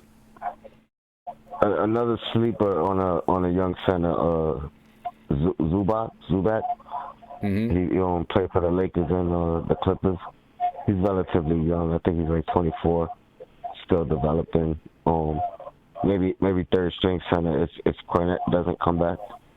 Yeah. Okay. Yeah, I don't know. You know, with Kornet, we'll see. I guess a lot's gonna depend on what happens in free agency, how much money is left. You know, we'll see what happens with him. I really like Kornet too, by the way. Yeah. Like I think I don't think we necessarily have to, like, if we lose out on a DeAndre Jordan, I think we could run the season with Mitch, Kornet, and maybe another and like a Zubac, young center trio. Yeah. Okay. Hey Tony, what do you think about our summer league team right now? Because right now, our summer league team, obviously people know the first game of the season right now, we're going to be playing against the New Orleans Pelicans. So Barrett's going to be going up against Zion. But let me just read it. I'm going to read off the team to you real quick. RJ Barrett, obviously, is our first round pick, our third pick. You know, he's going to face off against Zion Williamson that first game in July, and I'm definitely looking forward to that. Ignaz Brazdeikis, he's our second round pick, number 47. You got Chris Wilkes. He just signed a 2-way contract with the Knicks. He went undrafted. He was also the leading scorer on his team at UCLA. You have Amir Hinton. He's a Division II star that didn't get drafted. The Knicks signed him. Yeah. He's going to get to showcase his skills at the Summer League. VJ King. He was a 5-star recruit out of high school. Never really lived up to the hype. Mitchell Robinson is going to be playing. You got Kevin Knox, Alonzo Trier, Lamar Peters went undrafted out of Mississippi State. You got Tyler Kavanaugh, former player with the Utah Jazz. It looks like he's going to join the Knicks team. You know, I mean, I'm excited about most of these guys. RJ Barrett, Iggy, Amir Hinton, Chris Wilkes. I want to see these guys play, obviously. I want to see the development of Kevin Knox, Alonzo Trier. I want to see their development too. You know, I would have liked to see Frank play in the Summer League, but, you know, he's going to be playing with his, with his French team, so I'm cool with that. I would have liked to see him play in the Summer League again this year. Usually 30-year players don't, but, you know, given Frank's situation, you know. I think with Frank, that was kind of like a lose-lose if he did play. I think it might help him stepping away from the U.S. and playing with his national team. It might, yeah, it might. And getting some confidence. Right, it definitely might. I tell you what, those 3 undrafted guys, that's a lot of scoring. Yeah. The guy out of the D2 school, I think he led the whole D2 in scoring. Yeah. And a lot of that's good shooters. I like to see that. Hopefully, you know, they get a real opportunity to make the team. Yeah, and we're gonna have to fill that roster at the end. Yeah, I'm gonna do a deeper. We're gonna take a deeper dive and look at our Summer League roster and Summer League schedule and everything in the next video on Wednesday night. But I just wanted to briefly touch on it. You know, no doubt. Yeah. But yo, if you got time, hit me up after the show. I bet. All right, shout out to the chat. Yo, back is time. Peace. Yeah, that's our Summer League roster, ladies and gentlemen. And, you know, we, like I said, RJ Barrett, the New York Knicks, are going to go up against the big guy, Zion Williamson, and the New Orleans Pelicans in the first Summer League game. So we'll see. Well, you know, I'm sure everyone's going to be excited to be that. One of the most highly anticipated Summer League games, right? Las Vegas, that's where the Summer League is, begins July 5th. So we got about 10 days before the Las Vegas Summer League begins at the MGM Resorts in Las Vegas. July 5th through the 16th. It's going to be exciting. Let me tell you something. These Summer League games have become so popular. Crazy popular there in Las Vegas. The Summer League games really become popular. Just to quickly talk to you about the Knicks schedule, when you can expect to watch the Knicks play. All right, the Knicks first, and let me see. I don't see them. They're on here somewhere, but I can't find them. Well, don't worry. I'll break it down to you later on. Let me get to this caller, and then I'll break it down. Caller, you're on live with Nothing But Knicks. What's popping? What's going on? It's Sandy. Man, I signed out of that room by mistake like an idiot. Oh, so I figured I'd call in. Man, so let's talk about some lineups because you've really talked about a lot tonight and the potentials, you know. I mean, here's the bottom line, the way I look at it.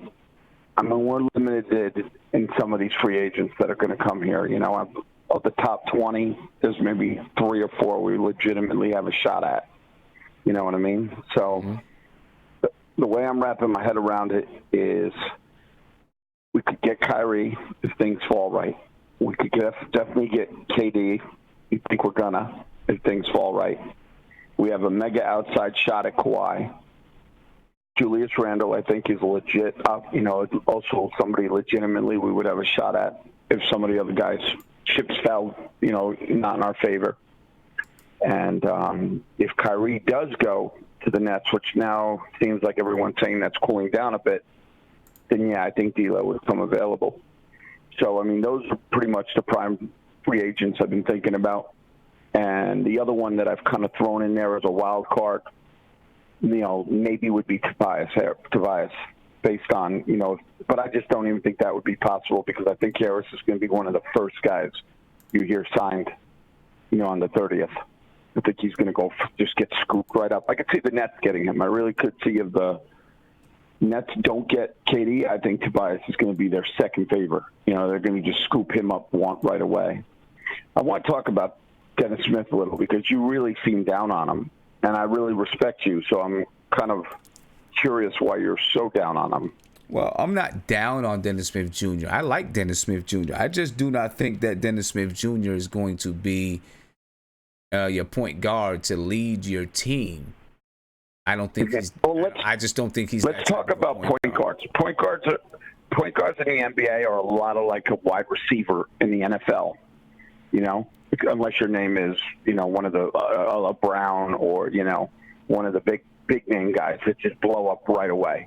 It typically takes a wide receiver to a few years to really find their niche and make that jump in stats. Point guards could be that same way sometimes. And when you actually look at Deangelo Russell's stats when he was the same age that Dennis Smith was this last year, they're almost, they're pretty comparable. In fact, Dennis had a better season at 21 years old than Deangelo did. Mind you, he was injured. He didn't play full season. Actually, neither of them did. But also, you got to really look at Dennis in the sense of he went to two complete different offenses, two different systems, and a lot of his numbers actually dropped when he came to New York. But their numbers are really similar in at that age range and in that year. Well, but see, I'm looking at more than just numbers, though, when I'm talking about running a team, right? There's a lot. I agree. You're looking at the eye best. Yeah. There's a lot of players out there that have similar numbers to each other, right? Mm-hmm. And are able to put up, do similar things as far as numbers are concerned. Well, I guess my point is, to me, isn't the same. You know what I'm saying? No, absolutely not. Some point guards are really great at working a game, and that definitely watching him this year and seeing the way he would be pulled sometimes, I think he frustrated the staff with the fact that he just couldn't lead the team the way they wanted him to. And I'll tell you another thing that when you look at his numbers, it jumps out at me when you compare him to the other guys that I kind of just made a spreadsheet of Kyrie's stats, Deangelo's, and Smith's. Mm-hmm. And what's really shocking about him is his ability to get to the line is really not that great. And athletically, he is maybe one of the best. He's probably the most athletic point guard in the league in the sense of the way he can dunk, his explosiveness. He should get to the line a lot more than he does. So that's something that he never has, and that's really kind of concerning. But I guess my point is at some point very soon, and they probably already have in their mind based on what they're feeling and knowing what they're seeing. You got to kind of make a decision which direction you're going to go. If you're going to bring in, you have several ways this is going to go. We're either going to get two max players that are going to turn this team around almost immediately with views with the young talent, or you're going to get maybe one max player and a couple of guys that you blend in like maybe a Deangelo and maybe, I'm drawing a blank kind of thing, 1 second, Al Randall, or you're going to go all in on KD and get another max and then just let that max player blend in with the kids while KD rests. So I'm looking at so many different lineups that I could see, and I guess it really boils down to you really can't even decide which direction you're going to go until you know if they're all in on KD, and everything we're reading, and I think we both agree, is they're still all in on KD. Mm. So I think KD really drives where this team decides to go. If KD comes, then you all of a sudden are saying, okay, we have KD on the shelf for a year. Where do we go from here? And then the two options are another max player, like we've discussed, or two really decent players that aren't max players. Listening to you, and night at the most all these nights that I have lately, you seem. I think that I think if we were to get KD, I think you would much rather see two younger non-max players with really good potential come in, rather than maybe one other max player. Would you agree with that? Well, it depends on. I kind of do agree with it. It depends on the age of that max player for me. Absolutely, and you and I both. I think we're both in the same page here. We don't want to bring in a 32-year-old player if we can help it. Exactly. And because of the age and the year service, the max is different as well. So the younger they are, the less their max, the less they get because they haven't been in the league as long, right? Right. So that makes they are, the less they get. How would you like a lineup like this? I kind of spreadsheeted some lineups and I yellowed the ones that would be like with KD on the shelf. So, I mean, here are some things. I'll just read off some lineups to you. You tell me which one of these lineups, if you could pick, you would take. All of these are with KD on the shelf. Okay. So the first lineup would be Kyrie, one of the shooting guards. I'm not sure which one starts. I'm basically saying go into training camp. You give Trier, you give Dotson, you give Frank, you give them all a shot at being a starter. Whoever plays the best is your starter. And starting really doesn't matter more. As you know, it's more. Whoever gets the most time matters. So Kyrie, one of the guards, two, Barrett at the 3, Knox at the 4. He's going to have to bulk up for that, and Mitchell at center. So that's one lineup. Again, all these KD on the team. The next one would be Dennis Smith at point guard, R.J. Barrett at shooting guard, Knox at small forward. Again, I threw in this one wild card where I said we grabbed Tobias Harris. Tobias Harris at power forward, Robinson at center. The other lineup would be Russell, Barrett, Knox, Randall, Robinson. I have a feeling that's going to be your favorite lineup. What was that? The next one would be what was that one? Deangelo, Barrett at the 2, Knox at the 3, Russell at the 4, Mitch Robinson at the 5. Again, KD out for the year. You said Russell the next 4? Sorry, Randall at the 4. I apologize. Julius Randall. Next one would be Smith Jr., DSJ again at point, Barrett at the 2, Knox at the small forward, Julius Randall this time at power forward, and Mitchell Robinson at center. And then the last one would be just our Kyrie, again, one of the two guards, Barrett. Actually, I've already read that one to you, sorry. So, I mean, I've given you a couple of lineups. I'm sure you can't even remember them all, but you see where I'm going here. I mean, there are a lot of ways this could fall. True. There's a lot of ways it can fall. And, everything with me also depends on, what's the contract situation and, how much you're paying these guys and all that. All of that means a lot, in the way that, you're building your team. Bottom line is, I don't feel like building a team is just all about, we're gonna nab 2 or 3 big free agents and then all of a sudden we're gonna be a super team. I don't think it's about that at all. And I think, we're mistaken if that's the way we're gonna go. Now, if that's what we're thinking is gonna happen, I think we're mistaken. If we do, if we are able to get one of these guys, good. But I think it's a bad move to just put our hat in just that. Hey, I gotta rock, Sandy. I gotta rock because it's getting late. And all right, I just have one question. You can answer it another time. Why are we so sure? This is just say we struck out on everything that we wanted. They wanted. Mm-hmm. What really stops them from throwing an offer sheet at KP? I know it ended bad, but what happens? How insane would that be with what we got for him if he somehow ended up back? If they just didn't match and he ended up back on the Knicks, has that ever happened? I'm sure it has. I don't know, but I think that I think it's too soon to patch that relationship up. I think it's still too raw. And he's a diva. I'm not sure. I don't think I'd want him back after the way that ended. But you have a good night. But I think you did like the Russell at the point guard and Julius Randle at the forward. I could see that lineup being a fun lineup. Yeah, it could be a fun lineup. And I know there's some people, I know that there's some people that say, oh, so you spend your money to get that.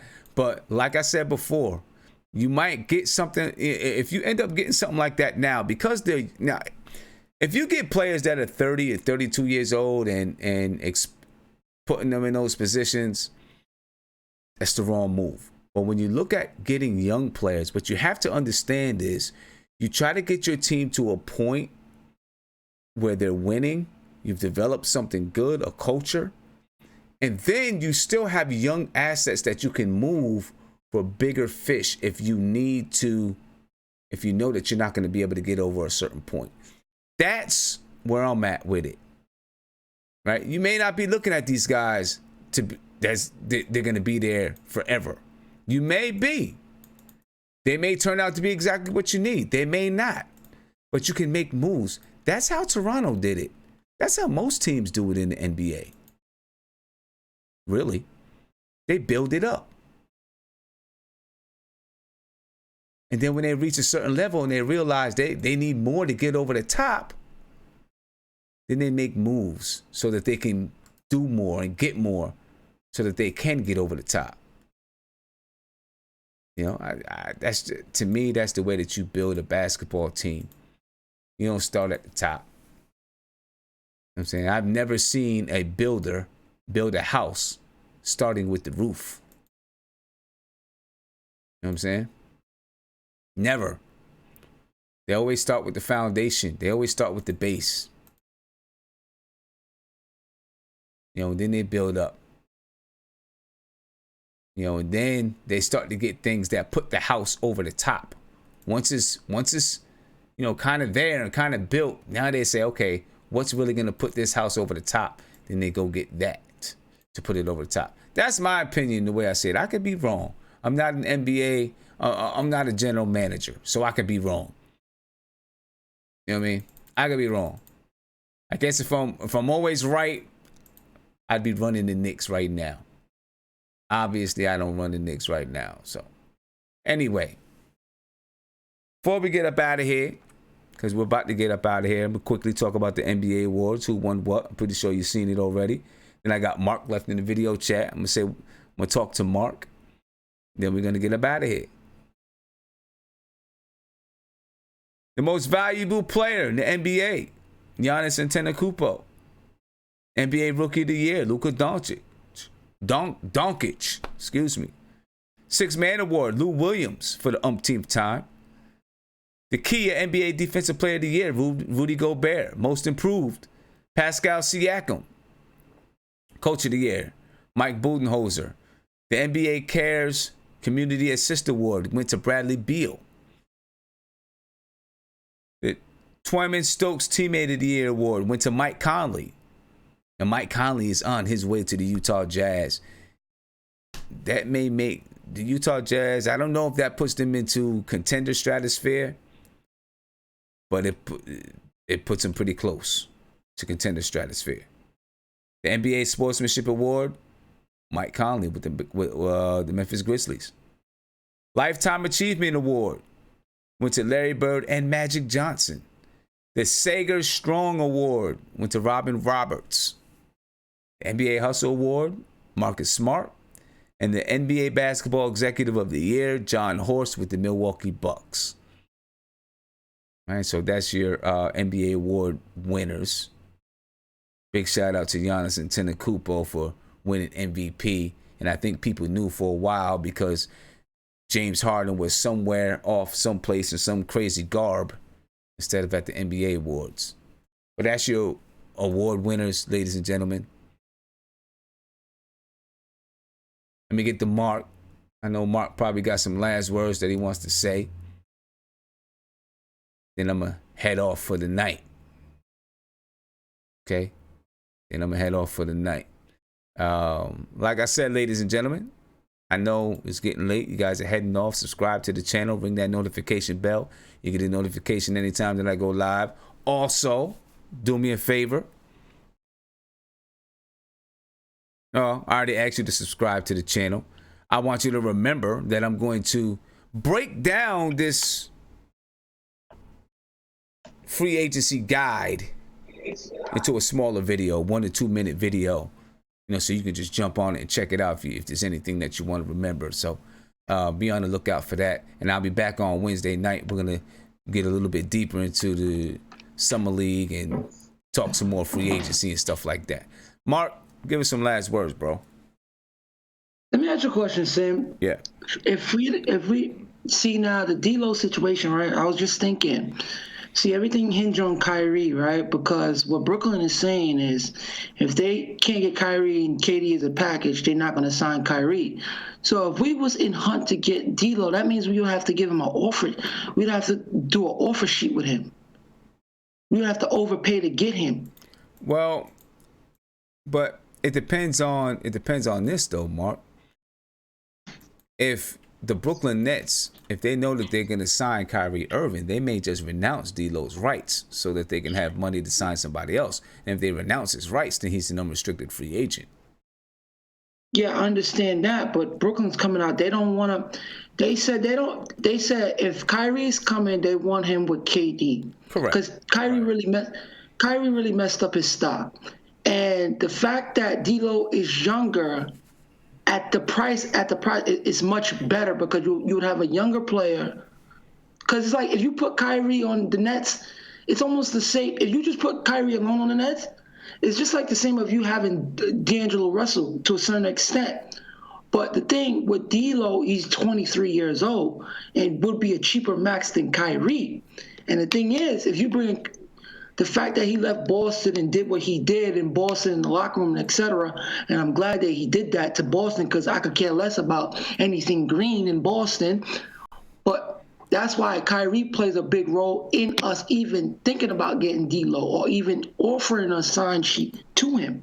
That's the thing. And there's going to be other better suitors than us. Like you got the Wolves. The Wolves is willing to sign D'Lo.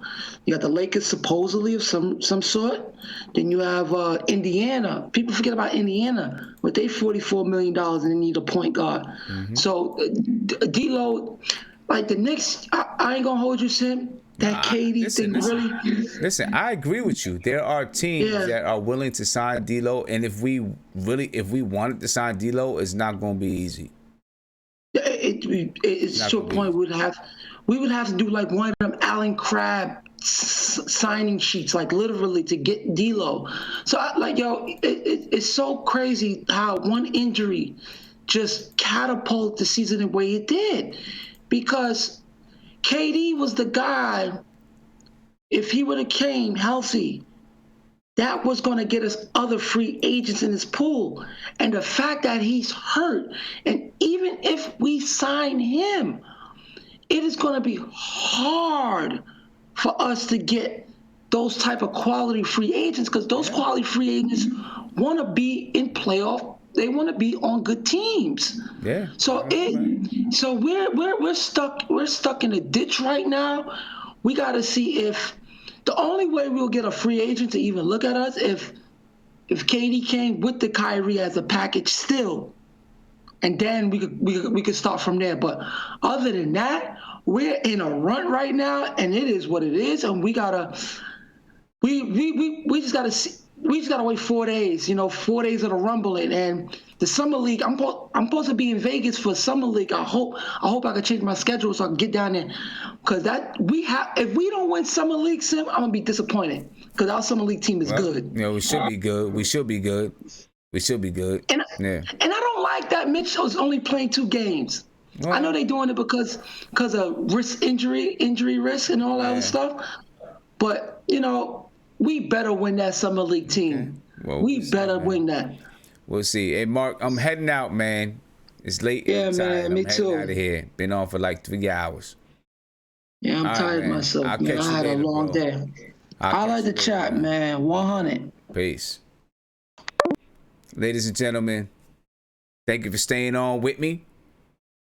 Be on the lookout for some of those other videos coming. Big shout out to Nick Gay, Romeo Dread for the super chats. I thank you. Appreciate you. for that. Be on the lookout for some videos coming. You should have a video tomorrow. Short video that breaks down your your free agency guide. Check me out Wednesday night. On Wednesday night, we'll talk free agency some more. We'll also talk about Knicks Summer League, what your expectations are from the rookies and those type of things. All right, so make sure you join me there. Appreciate you guys. I'm out because it's early in the morning and I'm tired. I'll catch you guys. Be on the lookout for a video tomorrow, and I'll catch you guys Wednesday. Peace.